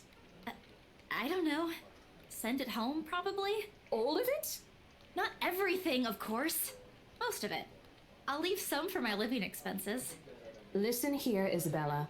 I'll teach you something I should have told you before we ended your training. She slings an arm over my shoulders and leans in close to my ears as though she's about to share a big It's secret. okay to celebrate from time to time. Ah, that's cute. I don't get it. It's simple. Go out, do something for yourself. Throw a party and treat your friends to free food. Didn't you say the last one's some sort of tradition back at home for you? Hello, this is practically a done deal. Isn't throwing a party a bit excessive? Your call. I won't say no to an invitation, by the way. Hey! In case you really are planning to throw one. A few drinks would be nice too, thank you very much. You are very welcome. I would be more than happy to invite you to a party. I don't think my apartment's big enough for that. You could always move? Bloody hell, you're working in real estate. We can... This is just the bonus. We're gonna get a whole lot more once we actually finish the deal. We got plenty of stuff to, you know, send back home. I'm sure Rose is very much well aware of our situation. She's right. Gotta celebrate and treat ourselves just a little bit. I think our parents would actually really want us to, you know, wind down a bit. I think I'll pass. That's too much of an unnecessary expense for me. But I did promise Becca free lunch in case the sale goes well. You go do that. Hold on a sec. She quickly removes herself from me as to answer the phone on her desk. Her tone shifts from playful to professional in the span of a few seconds. Today? Not a problem, ma'am. I could bring you a copy of the contract if... Must be another client. Nothing surprising there. She's one of BRC's top agents, no matter how modest she appears. A saleswoman through and through. I, on the other hand, have very little knack for it. Of course, I learned eventually. I had to. But someone else will, without a doubt, do a better job. Once, though, in a drunken stupor, Rose told me a story of what could have been. Years ago, wide-eyed, young, and brimming with yet-to-be-fulfilled dreams and ambitions, she was a term or two away from a nursing degree. Out of courtesy, I never pressed the matter further, but perhaps it's where the sense of fondness started. A small connection due to one similar experience in our respective lives of goals we both let pass us because of the circumstances we were in. I'd be happy to discuss this over tea, ma'am. All right, I'll be there. New client? Reassigned. Have you heard from Mark at all? Not since the first visit to the mansion. Oh yeah, Mark's hella dead. Why? No news from the HR yet? None at all. Boss thinks he ran away. Alright, Shark, thanks for hanging out. Have a good one. I doubt it, though. He's too much of a wimp for that. There must be another reason. Who knows? Anyway, I've got to meet this one. I'll see you later. She throws a wave over her shoulder as she rushes out the office. The lunchtime bell sounds shortly after, followed by the chatter of fellow agents also heading up for a much-needed break. Ordinarily, there's no need for me to go out, but oversleeping didn't allow me the luxury of packing my own lunch today, if one considers an instant noodle cup from my pantry packing your lunch. Time to make good on the promise I made to Becca, I suppose. Maybe invite Zach and Ash too? In the end, only Becca and Zach could make it. Ash, on the other hand, couldn't be reached at all. All of my calls went straight to his voicemail. He's at it again, right here today, gone the next day. Oh well, his loss. We've agreed to meet at a nearby cafe, the same one I frequent with Becca because it's cheap and they give away free bread around closing time. Oh fuck yeah, I'd love to go there. Quaint, a little old-fashioned, though looks a wee bit out of place amidst the city's tall buildings, but we love it all the same. Much like its facade, the interior carries an antiquated charm to it. Vintage art pieces and a row of shelves, boasting an extensive collection of books over the walls. It would have been nice to hang out here for a few hours on end, but even on the weekend, the place was still packed with people. Thankfully, Becca and Zach have already found seats and engaged some casual chatter when I arrive. It's strange seeing the two of them without Ash accompanying the other. They've never been particularly close. Sure, they talk what they mean, laugh at the same things when there's something funny, but there's distance. The kind born purely out of differing interest. That, or Zach's simply afraid of Becca. It's not impossible, I won't blame him if he is. He might be the tallest in their group, but everyone knows that it means nothing against Becca's temper. Even I'm a little scared of her. Zach! Becca! Oh, so I'm not the only one who has designed a short pink-haired girl with a bad attitude. Well, you seem to be in a better mood today. What happened? I know that smile, Belle. Come on, still. Don't rush me. Howdy. Let's order food first, okay? A waitress comes by to take our order. On a normal day, me and Becca will start with a hearty serving of the special vegetarian stovies. Zach takes anything with a good helping of meat, sausages, or potatoes in it. Ugh. I am starving. We fucking sold it! But today's a good day. Great, even. It's not wrong to indulge a little, right? Today's special. For the three of us. Even the person jotting down our order looks surprised at today's meal choice. She writes it, nevertheless, and leaves without a comment. Becca furrows her eyebrows, her mouth halfway open, ready to lose what's likely a string of reprimands. Don't worry. It's my treat. The glare she sends my way reminds me of one I received from Mama when I punched a kid bullying my younger brother 18 years ago. Naturally, I never did it again after she made me apologize the next day, but Becca's far from being my mom. A small sheepish grin is enough to turn that frown into a defeated sigh.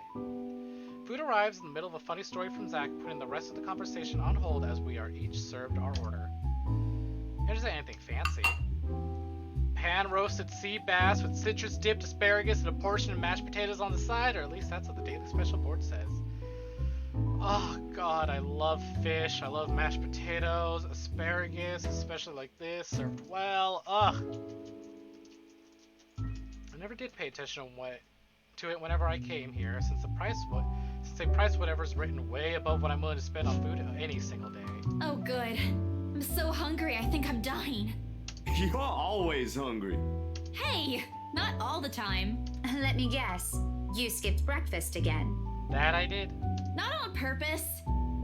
I I may have overslept by a few seconds today. Yeah, well, you know what? Their loss. More fish for me.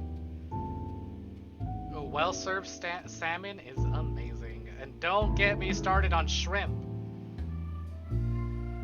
I want COVID to end completely, 100%, so I can go to Bubblegums again and go blind eating shrimp once more. Right then.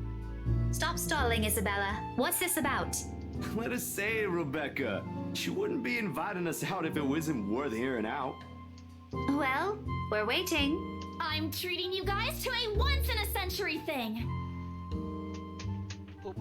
Model freaked out because I went to grab my dog. An expectant grin breaks out of my face, except... I'm sorry, say that again. And this is important because... Becca only raises an eyebrow at me while Zach appears like he didn't get the punchline to another lame joke Ash made and is desperately searching for someone to explain it. Ash is not here, so we should celebrate. I kind of want to say that, but I get the feeling Becca's like crazy in love with him. Okay, let me do that again. Guess what, guys? I'm paying! I sold the house! As the news sinks in, their expression goes from sheer bewilderment to utter surprise. Hey, look at that! Plus relationship to both of them. I still haven't fixed Becca's feelings towards me, but we'll get there. That's more like it. You heard me right, ladies and gentlemen. As of today, I, Maria Isabella Grace Cruz Santos, am free from my instant noodle binge. Seriously? Hold it, Belle. You sold the house? Yep. Which house is this? In Anslem Village? The one with the open house yesterday? The one and only. Come on, Becca. I know you've got a better memory than that. Oh, wow. That's... She lets out a hum. Although she's nodding, she gives the impression of someone who has heard something unbelievable and still forcing her brain to absorb it. Did she think we wouldn't be able to sell it? Have some faith in me, Becca. Am I not your best friend or what? You don't believe me? The words tumble out of my mouth before I can stop them. I've been trying to avoid bringing up yesterday's little spat, and judging from the looks on their faces, it seems they are too. Me and my stupid mouth.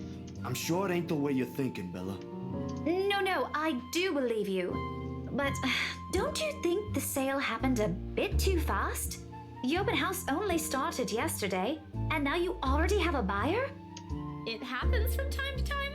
Yeah, but look, I'm happy for you. Just yesterday, you've been really worried where to get money for your dad's new treatment. And now, all of a sudden, you have something. What if the sale doesn't push through, or I don't know, they're a fraud, or they suddenly back out? Isn't it a little too early to celebrate?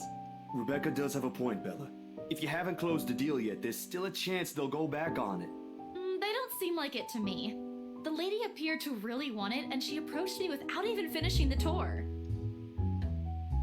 Pressured me into it, more like it. But I'm not gonna tell Becca about that. Knowing her, she'd only worry. And she already hired someone to handle the house's interior design. You're joking. Who would do that? Hannah Wright, apparently, or Hannah Wright, apparently. The Wrights, apparently. Look, yeah, she even said that. It's actually pretty funny. She's a bit too excited to get the property, she forgot to buy it. At any rate, they've already signed the agreement today, so it's just a matter of time. And don't tell anyone about this, but Ma'am Hannah also gave us something extra. Something as in... As in, it's why I can treat you two to a free meal. I'm more surprised you accepted it. She didn't really give us a choice in the matter. So don't lose sleep over this, okay? The couple really want the house. If Rose didn't stop them, they'd likely have paid up front for it yesterday. That's despite the legends, too. I even tried to show them the letter. But nope. I want this house, darling. Go take all our money. Nice accent. You don't really think they believe that, do you? I'm pretty sure for them, those are just rumors as well. No one is that superstitious in this day and age, Belle. Well, there's you. There is me, yes. Right. You know what? I'll just eat all of these by myself. And you know she's telling the truth about that, Becca. She hasn't eaten in who knows how long. She most definitely has the stomach capacity for it. I begin to gather their plates to my side, the food in each still untouched. A laugh almost escapes my mouth at the way Zach's expression quickly changes to disappointment. Becca's hand interrupts me just about to pull her plate closer to mine. I'm kidding! Don't go all pouty on me again! Look at him, he's still in disbelief. He's like, don't eat it. I'm just concerned you'll get hurt if this doesn't happen. I know how badly you want to close this deal for your papa. I'm sure he's gonna be fine now, though, with the money. They don't know yet. I think I'll call them tomorrow. Let them know things will be easier. Mama said this morning he's showing progress with the new treatment, too. It's just a matter of time. I allow myself to smile, genuine and uninhibited. It's strange talking about those other people, even those who've known you long enough. But today, things simply feel a whole lot lighter with them here. No, they haven't really specified what sickness he has. Lunch passes in an enjoyable fashion. A laugh here, a playful jab there, but most of it's spent on catching up and telling stories about whatever's keeping us busy these days. Something we couldn't afford to do the day before, taking into account what happened. Even Becca's surprisingly chatty. Is there something in the sea bass we ate? Zach, though, appears less energetic. While he's far from being the life of the party, he's definitely not the type to keep quiet in a conversation with his friends. Apart from a few inputs, he's been silent the entire time. If Becca notices... Are you sure you're not feeling under the weather, Zachary? Well, no, she's not. No, I'm okay. No worries, Rebecca. Doesn't sound okay to me. It's okay. I might be feeling a little bummed out today, but I'm sure this will pass. Is it about the reviews this morning? Aw, does the movie not get good reviews? A pained expression crosses Zach's face, and almost immediately Becca retreats in her inquiry, as though the man's look is enough for an answer for her. I look between the two of them. Did I miss something? What happened this morning? Did I stumble on a big secret? That's why I don't like waking up late. You heard about those, huh? Sorry, I just happened to check on some sites this morning. Nah, it's a very sensitive topic in the first place. I should have expected it. What reviews? Becca glances at Zach, her motions unsure, eyes asking for his consent on the matter. Although there's a small desire to keep asking on my part, I don't voice it out. With Zach, it's always been better to wait, let him speak on his own. Becca too, to some extent, although with her, explosions of temper are more common. In the end, he simply answers with a shift of his shoulders, gesturing for her to go on with a tilt of his head. It's his movie. That doesn't explain anything. Stop dangling the information, Becca! Read between the lines, Isabella. Zachary, I'm not the one supposed to be telling her about this. It's still your documentary. Is it something bad? Not bad per se. You guys don't need to dwell on it much. Bad? Listen here. I wouldn't trivialize what those bowheads wrote if I were you. They're ruining other people's jobs. From how her tone rises in anger, it seems like she's the one slighted and not Zach. A snicker escapes me, which I promptly stamp down on as soon as she sends me a hard look. This isn't a laughing matter, Isabella. Some bowbag just insulted him. Calm down, Rebecca. Those are just reviews, and it happens a lot.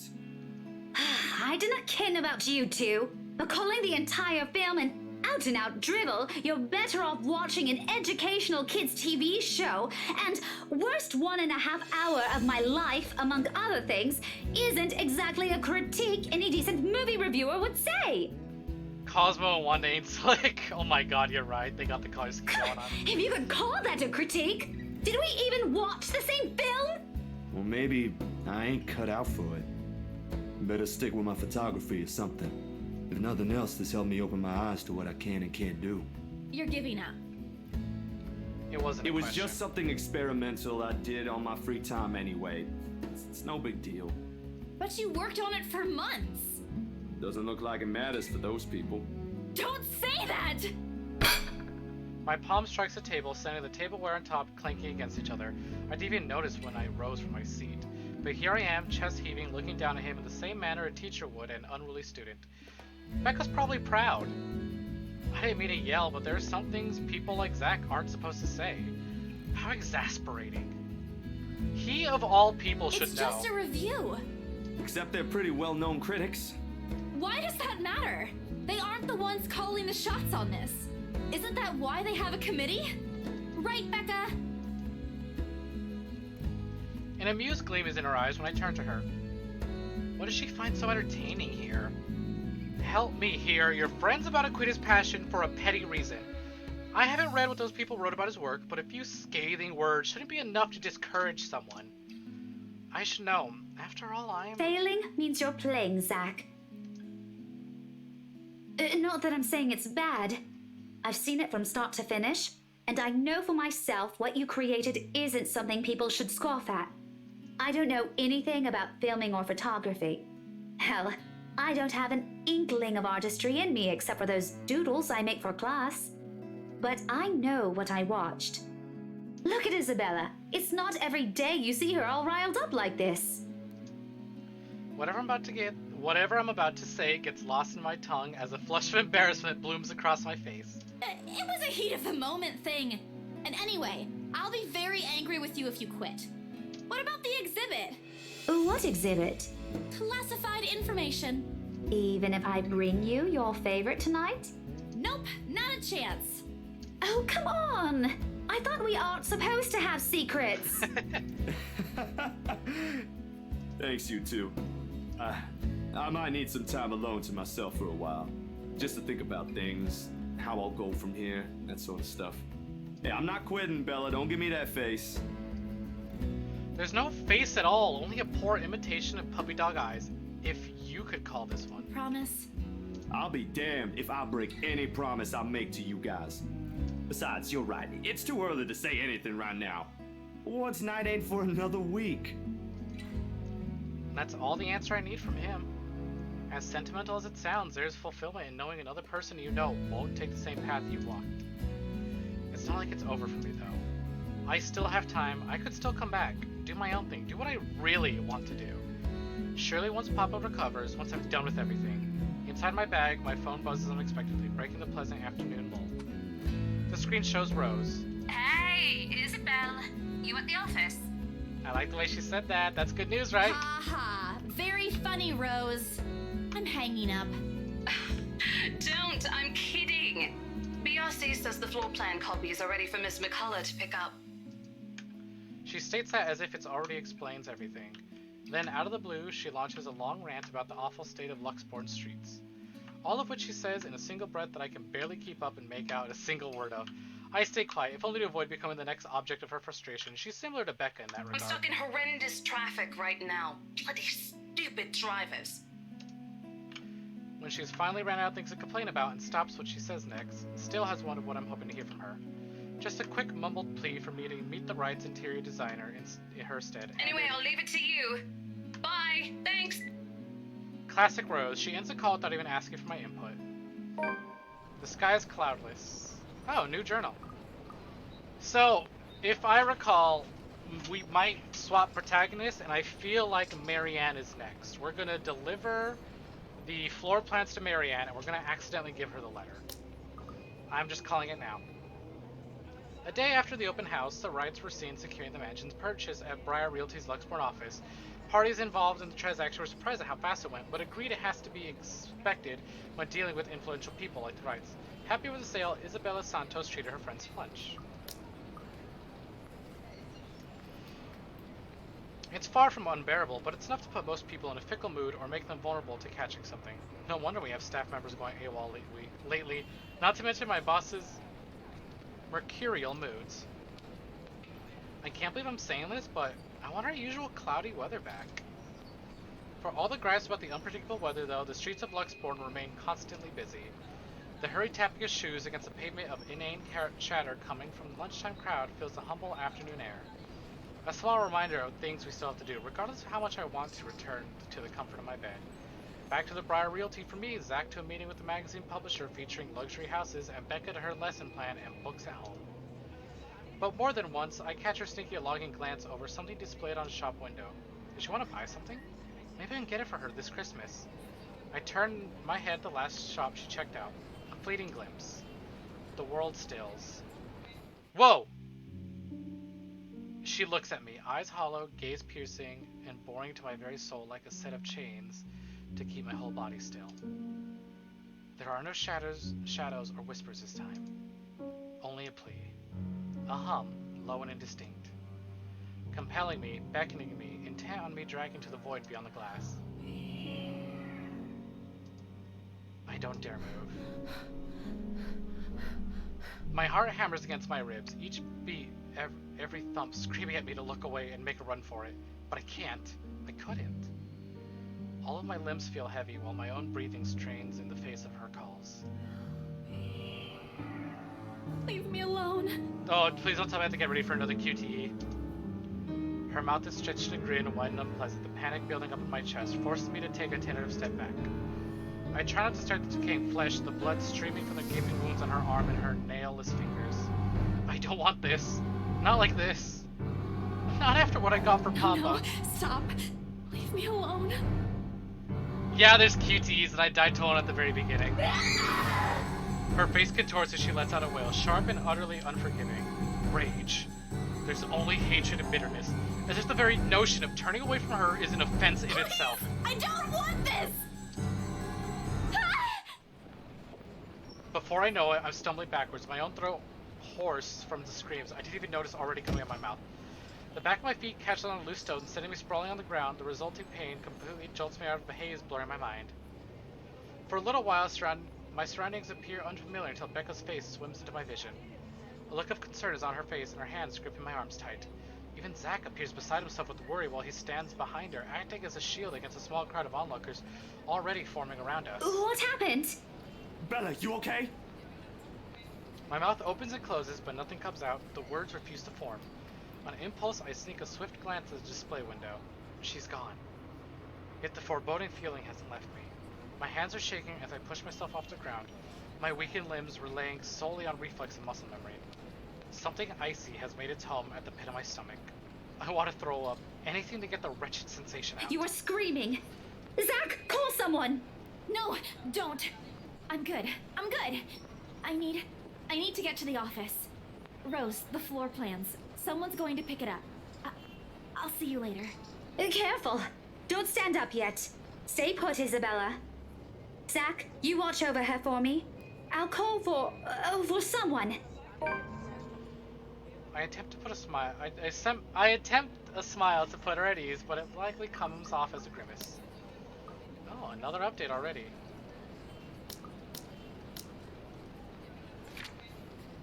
After a pleasant lunch with Zachary Steele and Rebecca Gales, Isabella Santos received an urgent phone call from Rose Cooper asking her to meet the rights and interior designer. Left with no choice, she hurried back to BRC, but on her way, one of the shops she passed by, a familiar smile greeted her. Gently, I push her hands off my shoulders. My knees are still trembling, but I can stand. Leave. Leave me. Stay away. Away. The humidity stifling, everyone's stares are unnerving, and Beck and Zach's concerns are suffocating. I don't want to be here. No more. I break into a run. I wish I hadn't left my bed this morning. Here, with the occasional drips of water on the sink and the whirring of the fan blades to keep me company, it's easy to fall into a cycle of negative thinking. But even with the clutter to keep me company, the room still feels a whole lot bigger than usual. I hug my knees closer as a group passes by outside. Loud. So loud. If only there was a way to tune everything out to keep my head from replaying every image, every sound of her. Her screams, her awkward gait as she reaches for me, her bone-chilling smile, her pleas for... Enough! That's enough. A shiver passes over me, though it's not from the hair still hanging damp against my back, nor the draft that enters the room from the windows I left wide open. My gaze shifts over the letter sitting on the coffee table. Its edges flutter innocuously as the wind touches it. Funny how ordinary-looking piece of paper could bring this much trouble. The impulse to throw it away or rip it to pieces is still there. I can easily do it, but after that, what? Will she leave me? What about those people who've already seen it? Will they be okay? This uncertainty gnaws at me. Knowing that she's real, it might also go after the people I care about. I just wish someone would listen. Believe me! The abrupt break in silence nearly makes you jump out of my skin. Story change. Blindly, I fish out my phone from under a mess of papers and cushions where I've carelessly thrown it before the shower hours ago. Ash's name flashes brightly on the screen. What up, Ashhole? Is he calling because this afternoon? Thank you so much for spamming my inbox, scaredy cat. Hey, Ash. What's wrong? I just had a long day. The couple who bought the house wanted us to finish processing the papers within the week. It's a little hectic, but we'll manage. Really? You sold it? Don't sound so surprised. I told you, you don't stand a chance. The rights won't take no for an answer. You've been on the losing end from the very start. Ha! Whoever said I was interested in the house in the first place? You did, fool! But you said... Despite his light tone, his snicker only comes off as annoying to my ears. I have to fight the urge to end the call right then and there. Stupid Ash. You're such an ass. And just so you know, I'm not treating you to a separate celebration. Or ever. Now, that's just unfair. And here I was looking something up for you. Didn't you say you wanted to talk to Andrew? Hey, the professor. I pause. I did say that, but I didn't think he'd actually go through with the trouble considering how much he scoffed at the whole topic in the first place. Is he okay with that? Okay, so that little thing where it's like, oh, the story has changed. I believe we'd be getting a call from Zach if we went with the priest instead. Totally. Besides, I need to ask him about something. I might as well do it soon. What do you say you come with me tomorrow morning? Well, there's no harm in it, I suppose. I've got a free day anyway. Great, I'll just pick you up. Don't oversleep. Don't compare me to promises. you. I'm not the one who sleeps like a rock. Another round of chuckles come from him. Oh, I will live for the day he'll stop making fun of me. Just you wait, you asshole! As I'm about to end the call, he clears his throat. And, Isabella? His sudden different tone sends my eyebrows shooting up into my hairline. Oh? Is the world ending today? Yeah? Did you forget something? Do you think we... Never mind. Good night. Pussy! I'm gonna end up making out with Rose if you don't make a move. Not like I'd accept you anyways. He hangs up immediately. Rude. Completely rude. I didn't even get to thank him. The busy tone, though, muffled echoes through the receiver. No one is saying this will work out. Even I am doubtful it will. But right now, I'll take anything. Anything get out of this nightmare. Sleep comes easier tonight. Oh, new journal entry. That's relationship. That's someone I want to click. Ashton Frey reminds Isabella Santos of their meeting with Professor Andrew Clark tomorrow. Oh, he's got a little portrait too. A respected professor with a doctorate degree in sociology as a former researcher specializing well, how did they pronounce that again? Wow, fucking idiot, right? Good job dropping the ball like that. Ethnography? I forget. I'm bad at this. And psychology. Ashton is sure that his friend can help her with worries regarding the mansion's rumor. Yeah, ethnography? Ethnography? Sleep comes easier tonight, and for the first time in a long time, I dream. Of clear skies, of unrestrained laughter from children playing in the streets, and of small cramped dwellings. To an outsider, the sight does not paint a pretty picture. However, this is home to me. Hey, thanks for the... hey, yeah, thanks for the hydration, Monica. My mouth is feeling a little dry. I got water this time, and I think I fucked up on that because it only made my mouth drier, especially cold water. It was kind of hot today, so I think next visual novel club meeting, I will, what do you call it? Next club meeting, I'm going to get some tea. So you're saying, and I'm not saying you need to hydrate. Oh fuck, another one.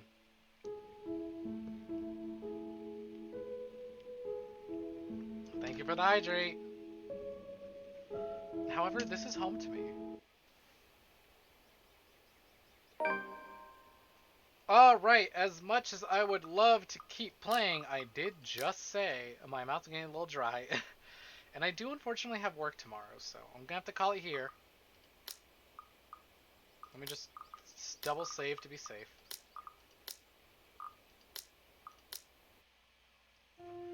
Alright, that would be the first session of the letter. What do you guys think so far? Started off really strong and it started to slow down, but something tells me. せやな、せやな、せやな、せやな。 Oh yeah, Zero Escape is so on the list. I didn't start with Zero Escape simply because I played it through already. And I've actually owned the letter longer than I've owned Zero Escape. But hell yeah, glad I got you hooked. I know it's a little slow, it's kind of long, but that's good, honestly. Good long visual novels. Oh, you're still on 999? Nice! I played through all 3 of them, and I streamed it for some friends. I did 1 route in 999. But I do plan on going back and playing the whole game on stream. Pretty interesting to be. Hey, you're still here! Want more ooh-woo? You can get more ooh-woo next stream. But yeah, glad you guys are liking it. Glad you guys are enjoying Visual Novel Club. I'm gonna make little custom ID cards for everyone. You can put your own profile picture in there. Doing all the routes, so they're taking me. Oh yeah, no, 999. You have to do all the routes. Like maybe that's a minor spoiler, but you have to do all of them. I want more of the VN, lol. But also, yeah, I'm just here playing Ring Fit. Ooh, how's that going for you? Tell me all about it later. Oh, Danganronpa is so on the list. I only own the first one. But if you check, I still have to add the Trello board to my About section. But it's on my Trello board of games I plan on playing. More ooh-woo visual novels. We'll see. October's going to be spooky novels. Honestly, I feel like all of October's going to be the letter. We only have, like, what, 3 weeks of October left? Yeah, we only have 3 weeks. I promise to make next stream a lot longer. Just my throat, like, my mouth kind of dry today.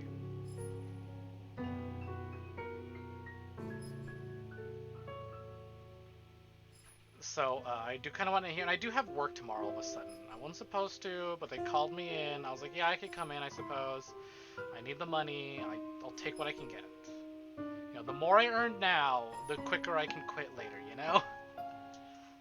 Plus, it lets me invest more of my own money into the stream instead of investing your guys' money, which I'd much rather do. I appreciate the donations, but I'd much rather fund all this myself. Oh, hell yeah, help me with the free time events. I don't know what that means, but hell yeah. Yeah, you know, product of its time, Japanese visual novel, Japanese game. I get it. But you know what? Trans rights. We'll take trans rights when we get them. But yeah, hell yeah, I'm glad you guys enjoyed Visual Novel Club. A little upset that I couldn't. I kind of wish I got the idea to do what I wanted to do sooner, so that I would have had the art for this ready in time, but hell yeah. Honestly, this wasn't even supposed to be like the background that you see now. This wasn't supposed to be the background. It was just going to be the regular Halloween background. Oh, look, achievements? Art book. Nice. And the letter itself. Oh, I have to buy the art book. Trailer, music room. And that takes me to DLC. Okay.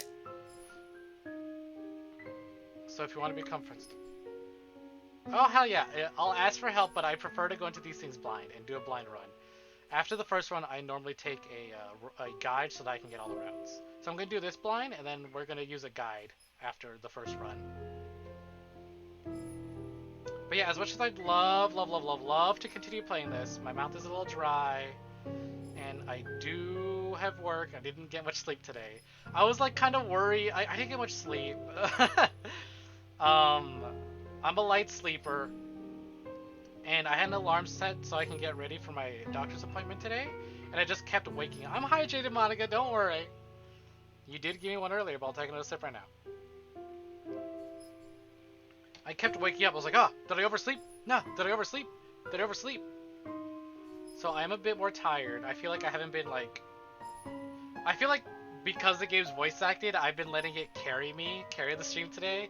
But glad you guys are enjoying the story. I'm gonna go ahead and end the stream, and we can have a good one. I promise, I promise. I have next Wednesday off for sure. So I'm gonna try and start the stream a little earlier. I'm gonna get some hot tea alongside Big Chuggus. And I'm gonna make sure my throat is A-okay. Bye-bye. Yeah, you guys take care now. I will. I'm honestly probably gonna stay awake a little bit. I'm not that tired, but I just mean like I'm a little off my game. When I say I'm tired, I'm off my game. I'm gonna stay up, you know it. But alright, good night everyone. Aw, thank you for the hearts. I love that. Alright, y'all take care. Have a good one. Bye-bye.